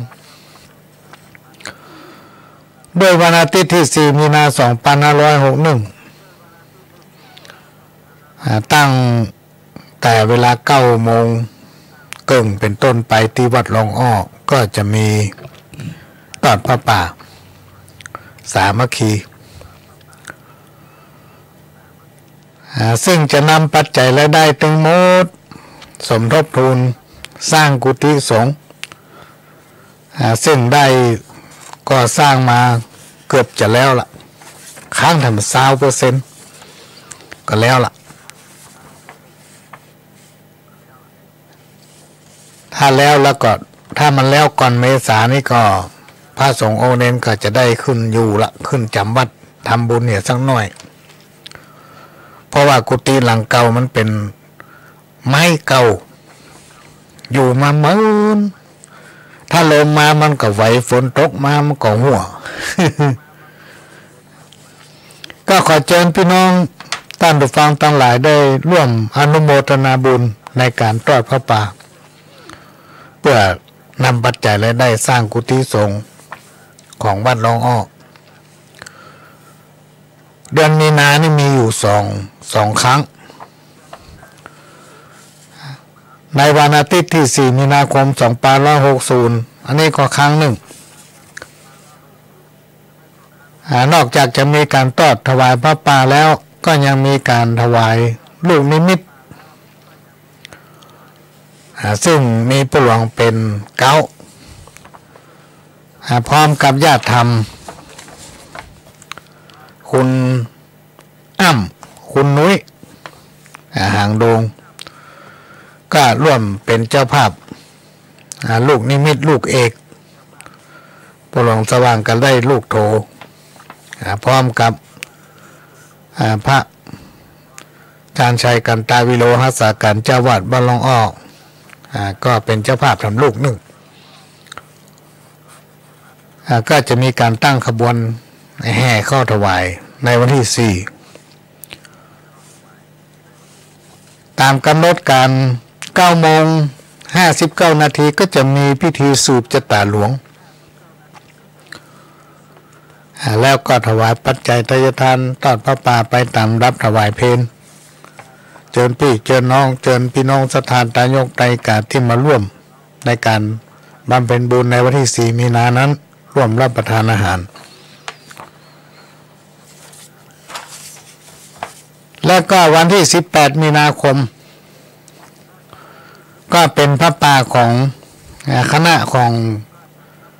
คุณอ้อคุณโจเซฟแล้วก็คุณอำไพข้าภูคำพร้อมกับคณะญาติก็จะได้นำพระป่ามาตอดในวันที่18 มีนาคมในวันนั้นจะเป็นงานส่งน้ำพระธาตุตุยที่จริงส่งน้ำพระธาตุมันจะต้องตรงกับวันพระแต่ว่ามันมีความจำเป็นต้องเลื่อนอันมันจะอิดหลายตัวก็ขอแจ้งพี่น้องท่านผู้ฟังได้ร่วมอนุโมทนาบุญก็จะมีการถ่ายทอดกิจกรรมนี้ถึง2 รายการถึงวันที่4และวันที่18มีพิธีสืบชะตาหลวงถึง2 วันด้วยกันก็จะได้ถ่ายทอดเผยแพร่ภาพไปถึงพี่น้องที่อยู่ยังต่างประเทศ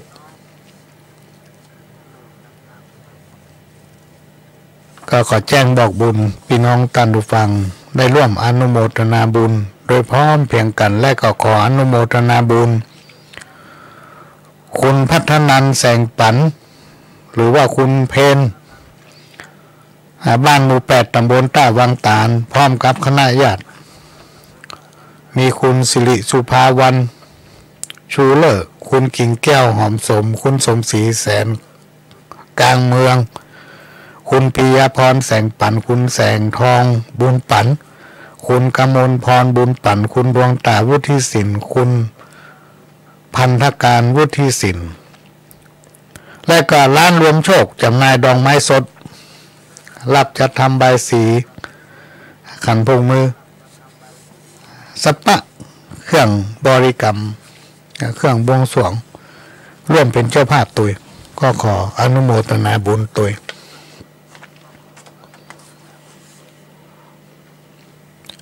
ยกมือ10 นิ้ววันตาไหวสากับนบต้านผู้ฟังที่เขารพพี่น้องวงศา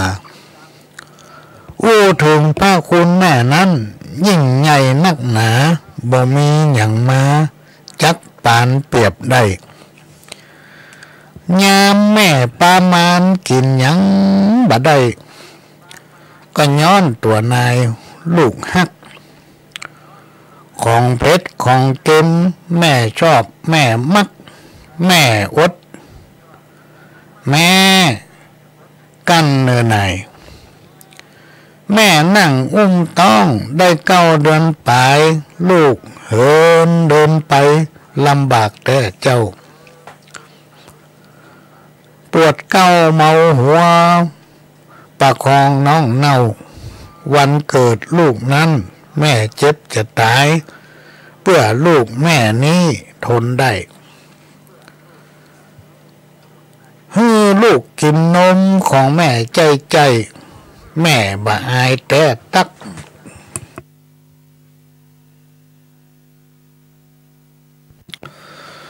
ลูกบ่สบายตัวฮ้อนลมจัก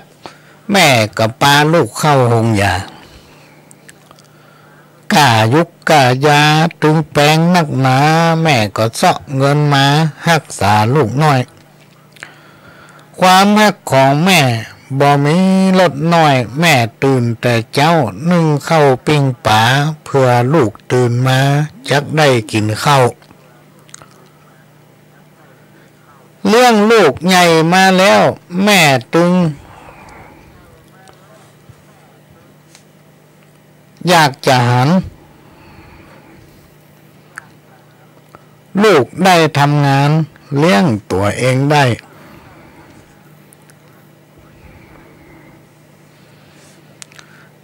ยะให้ไถนาส่งลูกเฮียนใจแม่เท่าแก่แล้วหวังปึ่งบุตรตาแม่อยู่ดีความทุกข์บักไก่โจบเต่านี่เน้อปหลวงอันนี้ถ้าหมอบจะเลิกเขียนมาเป็นเดือนอีกอะได้2 ท่อนก็มีไลน์ส่งมาถามว่า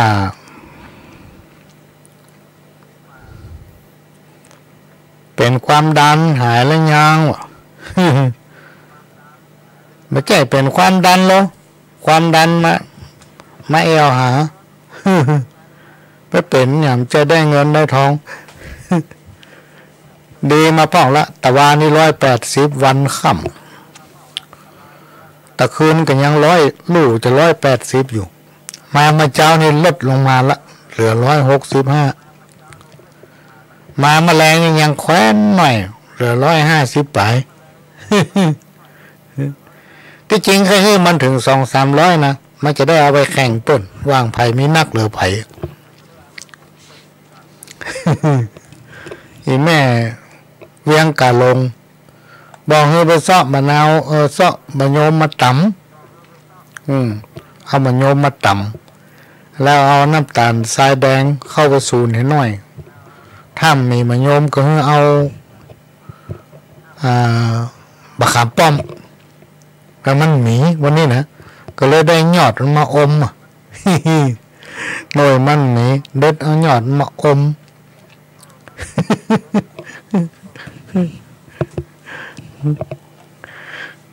ก็ดีขึ้นมาอันว่ามนุษย์สาจีวาอยู่ได้ล้วนบอดบ้าใบอยู่ในสงสาร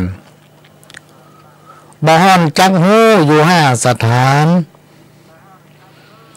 ตัวจักรวาลไผ่ขานบอกได้อายุสังขารยืนนานแต่ใบอยู่เมินเพียงใดไผ่หูจักตายเป็นอย่างโดนกังลากคู่รับตื่นยืนอู้ดิ้นไปทำอันมืดนักจักตายวันไหนตายเวลาใดเจ้าขวายใบหน้าตายแล้วไปไหนจักไปข้องแวะนรกสวรรค์จันใดมีไผ่บอกได้หูกะตะวาวันนี้ยังเฝ้าวันผู้คนใดไปหูด้วยเหตุนี้แหละหมู่เฮาตั้งหลายจะได้ประมาทอยู่ได้ไปวันเห่งสร้างบุญไว้เตอฮือได้ไปสวรรค์ฮือเถิงนิพพานในวันปลายหน้าขอบพระคุณเน้อปนานปนานในโมโหนั้นเนี่ย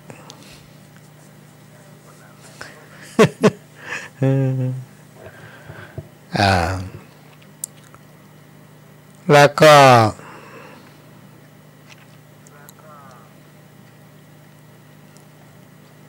มีข้าวทำบทหนึ่ง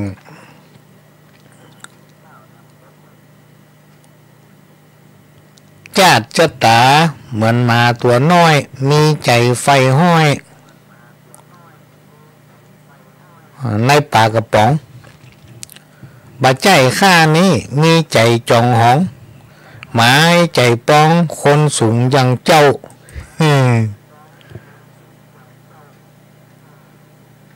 เดิมพยายามแต่หนุ่มจนเท่าคงได้หมอกฮักเมาเท่านั้นลักเมาหนอกเปิ้ นคงบาเลวและเฮาแถมซ้ำพอยศต่ำขั้นหลายทีตัวของนาดน้องเป็นเจื้อเศรษฐีอ้ายคนกาลีหากินฮับจ้างบอกว่าวันไหนวันใดม่วนนั้นบ่ได้สอดดันไปแอวเล่นม่วนไหนมันมาซอกซ้ำง่อมหัวใจบ่ได้ไปตังใดบ่มอยู่ในห้อง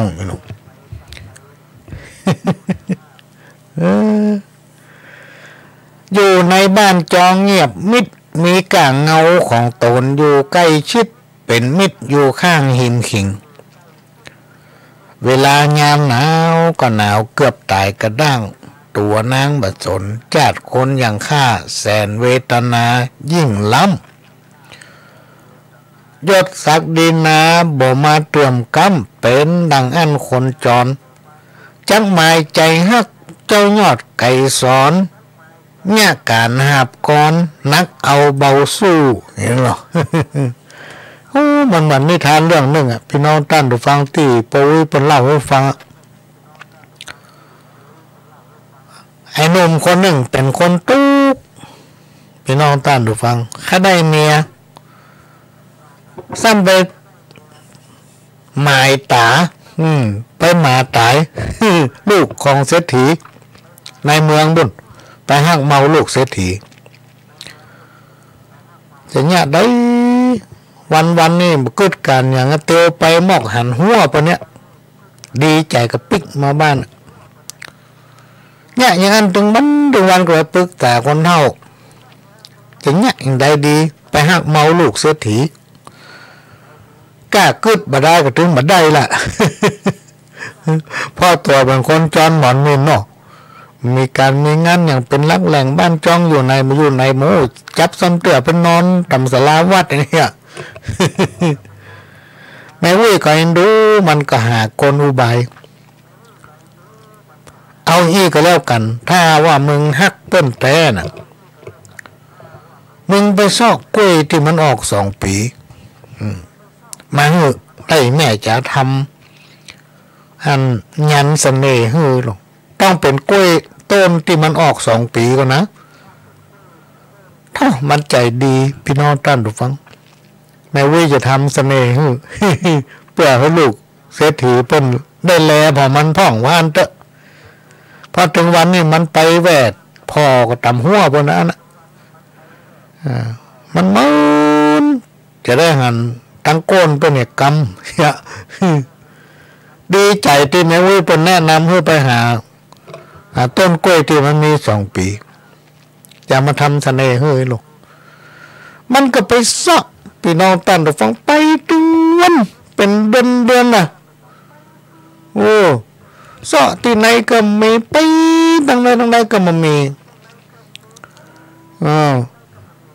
ถ้ามีมันก็จะมาให้มาวิโอ้เหมือนว่าได้เป็น2 ปีบุ่นจึงจะพดมาหาแม่เท่าโอ้แม่เว้ยข้าเนี่ยไปเสาะมาไข่หลายบ้านหลายเมืองไปทุกที่มันจึงบ่มีกล้วยต้นหนึ่งที่มันออก2 ปีนั้นมันจึงมีสักตีแม่เว้ยก็ออกกุศโลบายว่าให้ถ้าเอาไปเสาะอย่างนั้นล่ำเหลือมันบ่ได้เอาอี้บ่ดีว่าตีมันมีนักขนาดหลังบ้านนี่แม่นี่ไปจนถึงเมืองดอยเมืองลูกเอาอี้ก็เริ่มกันถ้าเอาไปซ่อแอมถึงได้ให้ปลูกกล้วยคนเดียวเลยอ่ะมันก็ไปซ่อหน่อกล้วยต้นกล้วยมาปลูกพี่น้องท่านผู้ฟังปลูกจนสุดสายตามันเนาะปลูกถึงวันอ่ะหาได้เป็นหลายให้ภาษีหดน้ำถึงวันเอาขี้งัวขี้ควายขี้เป็ดขี้ไก่มาใส่ถึงมันจนว่ากล้วยที่มันปลูกเนี่ยทุกต้นใหญ่สมบูรณ์ดีแล้วก็ออกปีพอต้นใดก็ออกปีเดียวมัดพี่น้องท่านผู้ฟังกล้วยทุกต้นที่มันปลูกเป็นให้ภาษีนี่นะพอ ต้นไหนออกปีเดียวหมดมันก็ไปเสาะมาติ๊กๆเสาะมาปลูกพี่น้องท่านผู้ฟังโป้โหกำนั้นนั้นจึงเป็นดงกล้วยอ่ะ ดงกล้วยน้ำว่าสุดเจนหูเจนตาหดน้ำโอ้วันค่ำมันเดินไปไหนเพราะมันมีความหวังว่าสักวันหนึ่งกล้วยต้นใดต้นหนึ่งจะต้องออกปีสองหัวจนในที่สุดพี่น้องท่านผู้ฟังกล้วยก็ไม่ยอมออกปีสองหัวสักตัว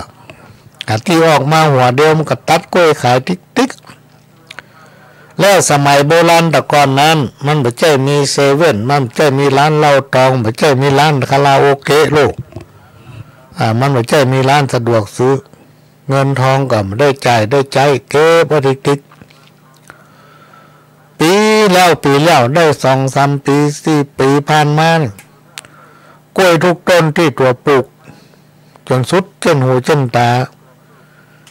พยายามหดน้ำลดน้ำถึงวันนี้หดตั้งเผือกปุ้นวันพุกก็มาหดถึงเผือกเพ่สลับกันไปก็สลับกันมาขี้งัวขี้ควายมีที่ไหนก็ซ้อมาใส่เพื่อให้กล้วยทุกต้นอุดมสมบูรณ์จากการหอมสตางค์ขายกล้วยจนพอมีเงินมีทองพี่น้องท่านผู้ฟังเข้าขั้นเป็นเศรษฐีอ่ะเข้าขั้นเป็นเศรษฐีข่าวนี่ดังไปทั่วบ้านทั่วเมือง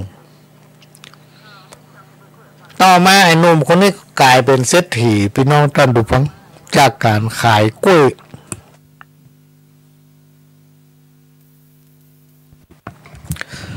จากนั้นก็ไปหาแม่วิก็แนะนำว่าดีละไอ้เฮ้ยเมื่อเขามีแก้วว่าเงินคำนักกับแปลงบ้านแปลงซองตั้งรักตั้งฐานแล้วก็เอาเงินนำส่วนหนึ่งนะแม่เนี่ยจะพาไปสู่ขอลูกสาวเศรษฐีลูกได้สมใจแต่พี่น้องท่านผู้ฟัง ว่ามีฐานะทัดเทียมกับเปิ้นก็ไปหาเปิ้นถึงบ้านเลยข่าวเล่าลือว่าหนุ่มคนนี้มันขยันมันเพียรขายกล้วยไต้จนบ่เป็นเศรษฐีก็ม่นอกม่นใจยกลูกสาวให้มัน ป่อห้างแม่ไม้เหมือนงัวควายหิวผอมไผ่หันมางอมบ่าวสาวหันก็บักใกล้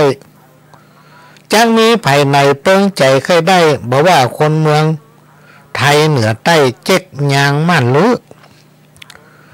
เขาตึงบ่ยื้อกอยมาเกิดไปแล้วเสียใจนักหนาซากแห้งนกกาไผบ่เคยได้ไผบ่เคยได้ อันนี้ขโยมหลวงลุงนักแกนะเขานี่นะ ขโยมหลวงลุง ลิขิตก่อนเขียนฝากถึงแม่จีดอกสร้อยคนงานน้องเหยอันยังมางานแต่ตักยังกับบุผาเผยไอ้ไข่บินโจยไปจมสองแก้มไข่คดตัวไหลไปแอมลวดนอนแฮมแก้มมืออ้ายเป็นคนเมืองใจเล่ามั่นลือบ่มีเชื้อห่อแมงมอนขอเจ้าหน้าไทยอย่าได้ตัดตอนฟังดิดหลอนตัดหักปีอ้ายพี่ลงห้างน้องแม่คำ25ตึงบักไกกาจากน้องนายน้องเน่าก่อตัวนายหน้าน้องจุ่งได้ติดหวันอย่าละตุมบันลบลี้หนีหน้ามาเตอะนางเหยแม่บัวกับมาสืบสัญญาฝากฮักมาปลูกสลิดติดต้นสลักเป็นกู้หั่นแอมอิง แอมอิง นี่เป็นข้าวก้อมเรื่องลักเฮาเรื่องเดี๋ยวเนอะตาไม่ค่อยดีพี่น้องท่านผู้ฟังนี่ก็เป็นข้าวก้อมเรื่องลักเมาเมียเปื้อนก็ว่าเมียเปื้อนนี่เมียเปื้อนเนาะ จากคนแก่แต่อายุนี่ลูกคนแก่แต่อายุเป็นเพียงตัวเลขเปิดอายุ78เป็นยังแต่งงานใหม่พี่น้องท่านผู้ฟังปลอมีโอกาสได้ไปร่วมงานโอ้เตวจ้าง ถึงเป็นแม่ไม้บะใจสาวจีอ้ายก็ยินดีแขนฮับตอนมาเตอะนายหมอนหน้าไทยดอกไม้ย่อมมีพมรสอดไส้ฝากเป็นมอนไม่หอยคำอ้ายบะล่ำปิดจักคิดใจจำย้อนฮักบุญหนำยูยันส่งอ้ายเต็มว่าตัวนายแม่จีดอกได้จักเป็นอย่างใดก่อนแล้วตัวอ้ายนี่นะบักกากัดแก้วถึงจะฮักเหมือนดังแก้วมณีอันมีแสงสีเลิศล้ำความฮักจากตัวอ้ายนี้บ่มีไหนเหมือนถึงจะเป็นแม่ไม้แม่เฮือนอ้ายก็ยังฮักเจ้าขอมันแท้เถอะ อันนี้สวัสดีครับป้าหลวงหล่อตัวกับผมม่อนนี้จะขอเล่าจี้วาทกรรมจ่าเรื่องของบ่าวน้อยไฟห้อยกะลาไข่ขี่ย้ามาฝังฝากเฝ้าย้อนว่าเปิงใจอีน้องสาวเจ้าหุนห้างกับเราแท้ตักแอวบางล่างน้อยอู้จ่าม่วนล้ำฟังแล้วย้ำเข้าหัวใจแม่จีใบให้งามแท้เนื้อเจ้าบ่าวน้อยคนมีกรรมถลำหักคนเท่าอลกตานลบลืมเงาห่มไม้สุกในใจจริงคำยิงปีไทยอย่างมางามแต่ใบเปิงดูหอยเยี่ยมหน้าหักงามเผียวใบหูงามแต่ลูกเปิงใจเบาน้อยจะตีเม้าใส่แขนจะตีแหวนใส่ก้อยเอาเป็นทองคำแดงก้านนักตัวข้าม่อนนี้ใครปลูกสลิดติดต้นสลักบัดนี้จากห้านสังงามกำปากว่าแต่ในใจก็ตามใบใจอู้เอางามจูเอาไล่เล่นหากอีปี้มีใจดวงไทยสืบเส้นตรงตามประเด็นห่วมฮักขอจุ้งไข่จาว่าตาปักตักกับตัวบ่าวน้อยสักก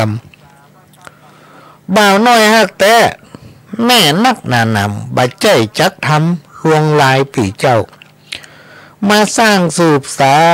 รบ่าวหนุ่มสาวเท่าฮื้อคนเขาได้เอาเล่าไว้มาฮักกันฮื้อคนขอยต้นหนาคนงามปีเจ้าเต็มคนเขาจักจ่าว่าหนุ่มกับเท่าบ่เปิงเอาเป็นกู้ฮักอย่าได้สนใจดวงไทยบ่มพักเก็บมาเครียดอันบดีกันว่าคนเฮาได้ฮักแม่นอายุจะห่างกันหลาย10 ปีปดโต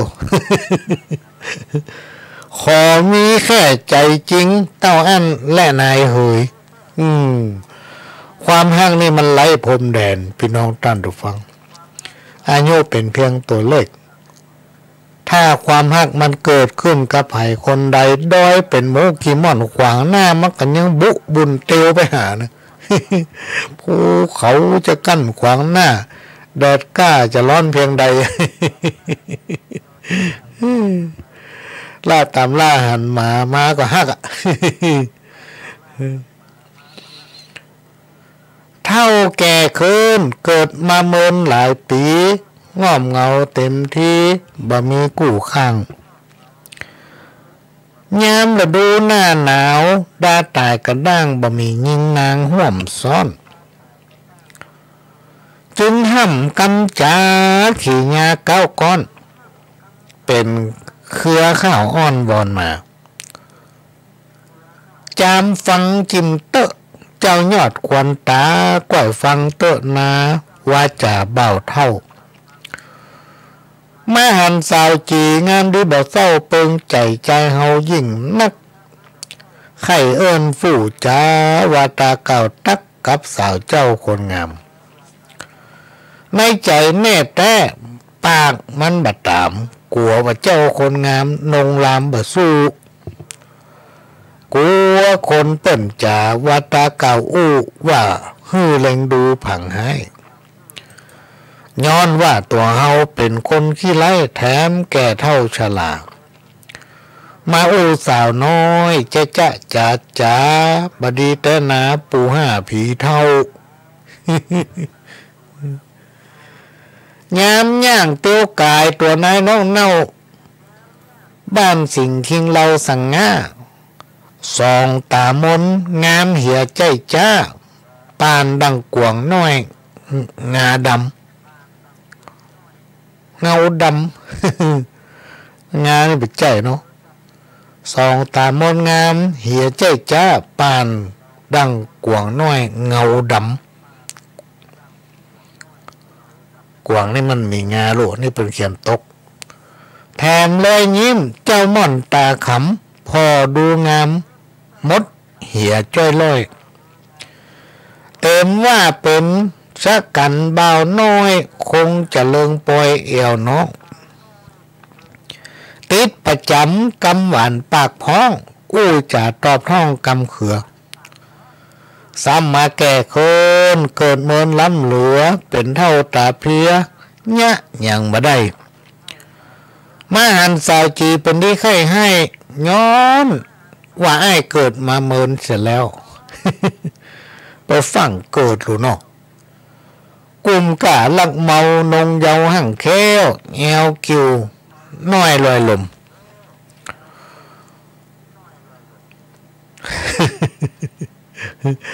หักเมาเต่าน้ำย้อนมันผสมบ่ได้เจอจมดอมดมสาวเจ้าห้ามกำจ่าวาตาเบาเท่าเรื่องลักเมาสาวน้อยหน้าตามดใสขอลำลาไปจบเหี่ยเต้าอี้จบเหี่ยเต้าอี้เนาะ อันนี้ไปเมาสาวน้อยเมาสาวน้อยเนาะสาวน้อยไม่เป็นเมาจะได้ตัวอายุแก่แล้วไปฟังเกิด นาทีรอมสัก30-40 ปีก็เกิด นี่ฟังเกิดลูกเดี๋ยวโตดไผเป็นตัวเก่าฟังเกิดทำบนหนึ่งคนแก่แล้วไผบ่ต้องมาสอนไม่ขอนนอนดินมันตึงบ่ตั้งเท่าแล้วนะควรเป็นที่จังบ่ใจลุงลังอย่างนี้หัวป้องอกข่าวกำลังล้นลี่ยังเมาเอวอู้กู้แหลงงูเห่าว่ามีพิษก็ยังโดนเขาเอาไปคั่วไปแกงจีบคนมามีแฟนระวังเน้อจังไม่ได้ตายเท่าจังไม่ได้ตายเท่านี่ไปจีบเมียเปิ้นลูกระวังไว้เถอะทำเบอร์หนึ่งเขียนมาถึงยอดถึงแคบเนอะพี่น้องท่านผู้ฟังก็มาล่างเอาถึงยอดถึงแคบได้เป็นก้อนเป็นแก้ม จะมันเตอะก็มาต่อกันทีหลังเนาะเต็มว่าใหญ่กับฟ้ายศถาศักดิ์สูงหรืออยู่จมอยู่กุ้งบาดาลต่ำใต้ขอบจักรวาลสุดไกลบ่เว้นคนใดทั้งนั้นบ่มีไผไหนนี่ไปด้วยลันเต็มลีกสิ่งหั่นเต็มทีย่อมตายบักครั้งมั่งขันท่าหนียศใหญ่เลยดีเป็นผีจุผู้เป็นผีจุผู้อันนี้ก็หมายถึงว่าทุกคนพี่น้องท่านผู้ฟังแม้นว่าจะมียศถาบรรดาศักดิ์สูงส่งขนาดไหนหรือว่าจะต่ำขนาดไหนมันถึงตายหมดภายในบ่ได้สักคนมันจะแตกต่างกันก็คือภัยจะตายก่อนตายลุ้นนั้น ในที่สุดก็ต้องคืน ร่างที่เราอาศัยอยู่นี่ฮื้อกับดินกลายเป็นขี้เถ้ากลายเป็นขี้ฝุ่นกลายเป็นขี้ดินตีนฟ้ายกค้อนลุ่งลอยถีง่อมเต็มทีในใจม่อนค่าหนาวจิตหนาวใจนอนในห่มผ้าหนาวยังซ่อนมาห่วมซ้อนขาดกู้เคียงใจเลยได้เดือดร้อนหนาวนักหนาวน่องค้อนอุลาบ่มีกู้ซ้อนแอมปิงกะลาหนาวแต้ๆนะดาตายกระด้างดาตายกระด้างอันนี้พี่น้อยจังไห้พี่น้อยจังไห้เขียนส่งมาให้อันนี้เป็นคาถาสาวหุมคาถาหุมสาวน้อยแม่ห้างแม่ไม้ได้หมดลูก โอ้ไปก็ได้จดเนอะเตรียมจดเนอะคาถาหุมสาวน้อยแม่ห้างแม่ไม้ก็ได้หมดอมนกยุงคำจำใจนางฮักฮือนางสอบมักปักสีเนหายามแลละลิ้วยักคิ้วลิ้วตาฮือนางปิยาไข่มาแฝงเฝ้าฮือหลงมัวเมาเฮาเน้อสาวเจ้ายามแลตาเอาพ่อน้องบ่ได้หันใจให้ลำห้องมาลอดห้องตึงตันอมสาวห่มติดโอ้ไทยดีแต่กะหาผู้กินร้องท่องพะลูกทำบทหนึ่งอมสาวน้อยฮักอันนี้ได้ถึงไม่ยิงประจายเนอะพี่น้องตั้งฟังไม่ยิงก็ได้ประจายก็ได้อมสาวน้อยฮักอมบ่าวน้อยห่มโน่ใจบ่มันคงหลงกาตัวข้าไอ้ลูกได้ถึงไม่ยิงประจายเนอะบทนี้นะอมสาวน้อยฮักอมบ่าวน้อยหลงใจบ่มันคงหลงกาตัวข้าฮือใจปันเมาง่อมเหงาหิมบ้าจุ่มฮือเอวมาอย่าจ้าอินูฮือหันกูงามคิงผายสังงะห้ำหาแต่ข้าคนเดียวขันลึกตึกตักใจมักแน่นเหนียวกึดหาแต่เฮาใจเมาปันบ้าใจเมาปันบ้าอมสวห่มติดอินูอันนี้เป็นเจ้าธรรมดาเนอะนะของปรมาจารย์ปีน้อยบ้านที่ไหนนี่สังกำแพงโอ้สังกำแพงนี่เป็นมีคาถาดีลูก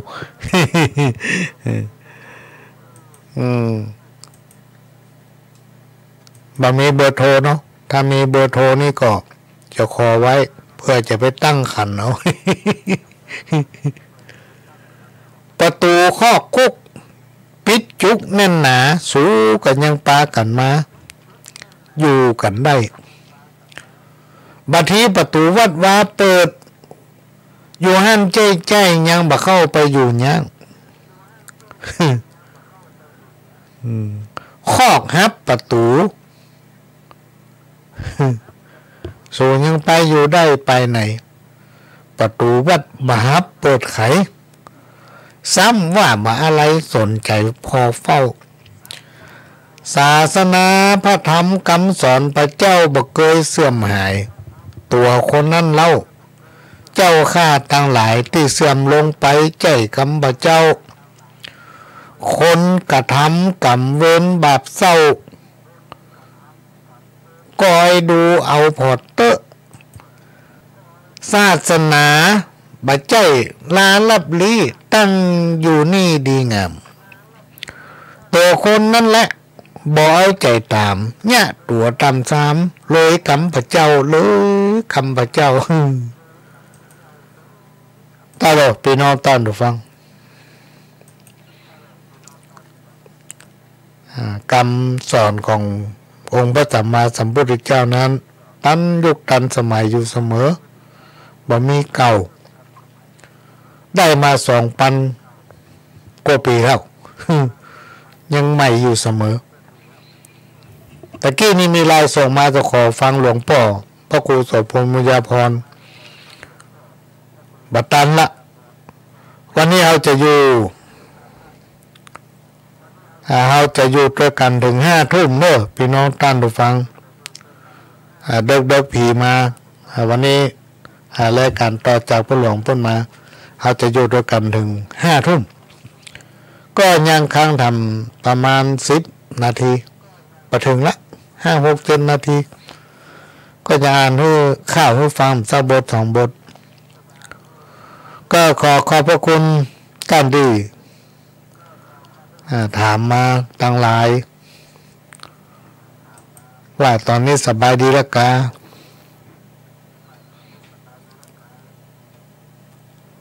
ก็ยังมีอยู่เนอะความดันก็ยังสูงอยู่ก่อนไปไหนพี่น้องท่านผู้ฟังไปไหนตึมได้ ตึมไปไหนสักทีแต่มันแน่ใจ บางคนก็ใจไปโรงพยาบาลติ๊กต้องไปโรงพยาบาลอยากไปนะ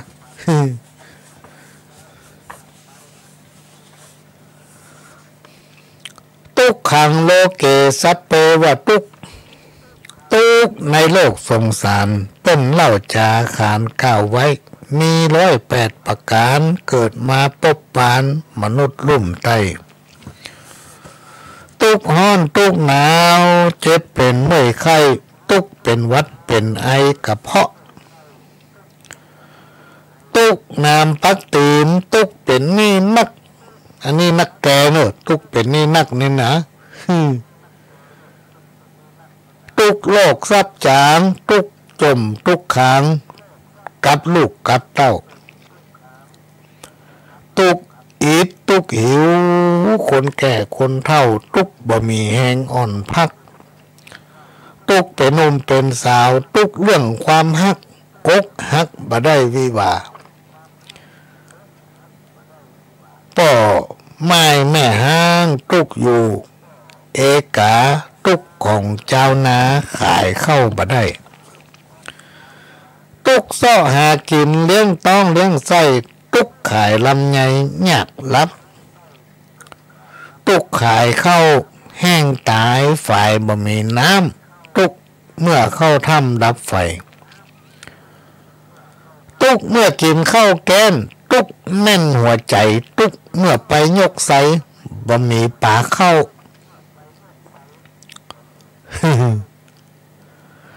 ทุกบ่มีไผมาเนี่ยกินนึ่งเข้าตักน้ำทุกมีลูกนักทุกมีหลานหลายละวุ่นละวายซ้ำปีซ้ำปอกทุกของทหารได้จับหมันห่อที่ลูกหลานเขตคายตำรวจสำเร็จทุกจับผู้ร้ายทุกเบาบะฮักทุกสาวบ่หุมทุกถูกป้นลุงตีเข็นฆ่าทุกที่เป็นลุงบ่มีแม่ป้าทุกไล่วงสาเอาอาพี่น้องทุกบ่ได้แต่งย่องขวางงามทุกจีบนักร้องทุกกิ๊กมาตอมทุกน้องเมียบ่งามทุกยามเมื่อกินข้าวนักแกหน่อยนี่นะทุกมีผัวขี้เหล้าทุกลูกทุกผัวมัวเมาเล่นพายทุกเข่าบะไส้เงินยืมทุกบ่มีเกลือยามเมื่ออมเมี่ยงทุกหมอยามเมืองหายจ้าทุกขายของหลวงเป็นทุกแม่ก้ากำให้บ่ได้ปุดตื่นทุกใจคนฮักมันแล้วมาคืนทุกกินแกงนอหืนปากบืนผู้จื้อ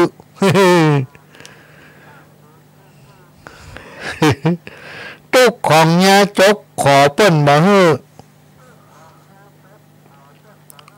ตุกตุ้ยปุ่มหลาม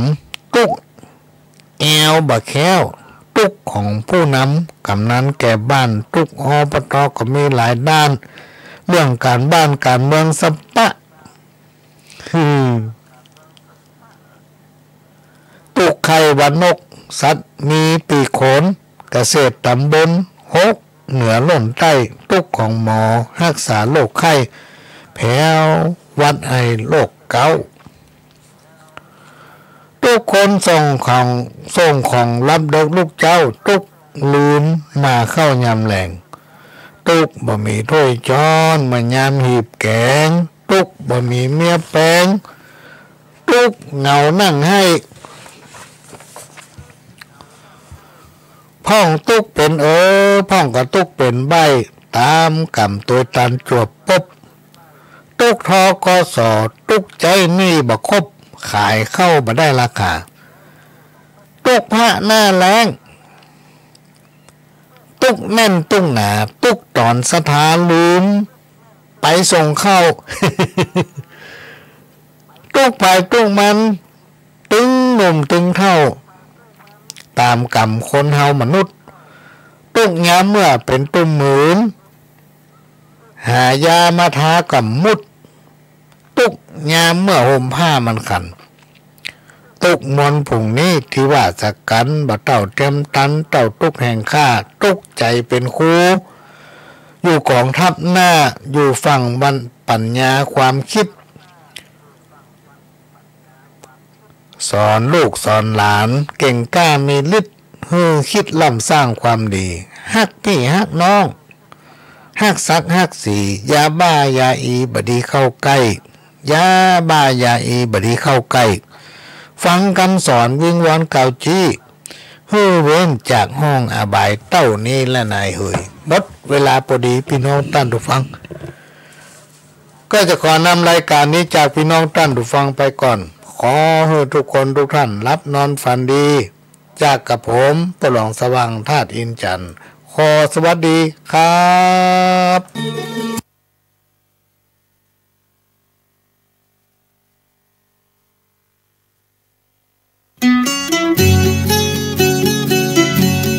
ท่านสามารถรับฟังและชมทั้งภาพและเสียงสถานีวิทยุเพื่อการศึกษาพระพุทธศาสนาและวัฒนธรรม FM 104.50 เมกะเฮิรตซ์ทาง www.hihin.org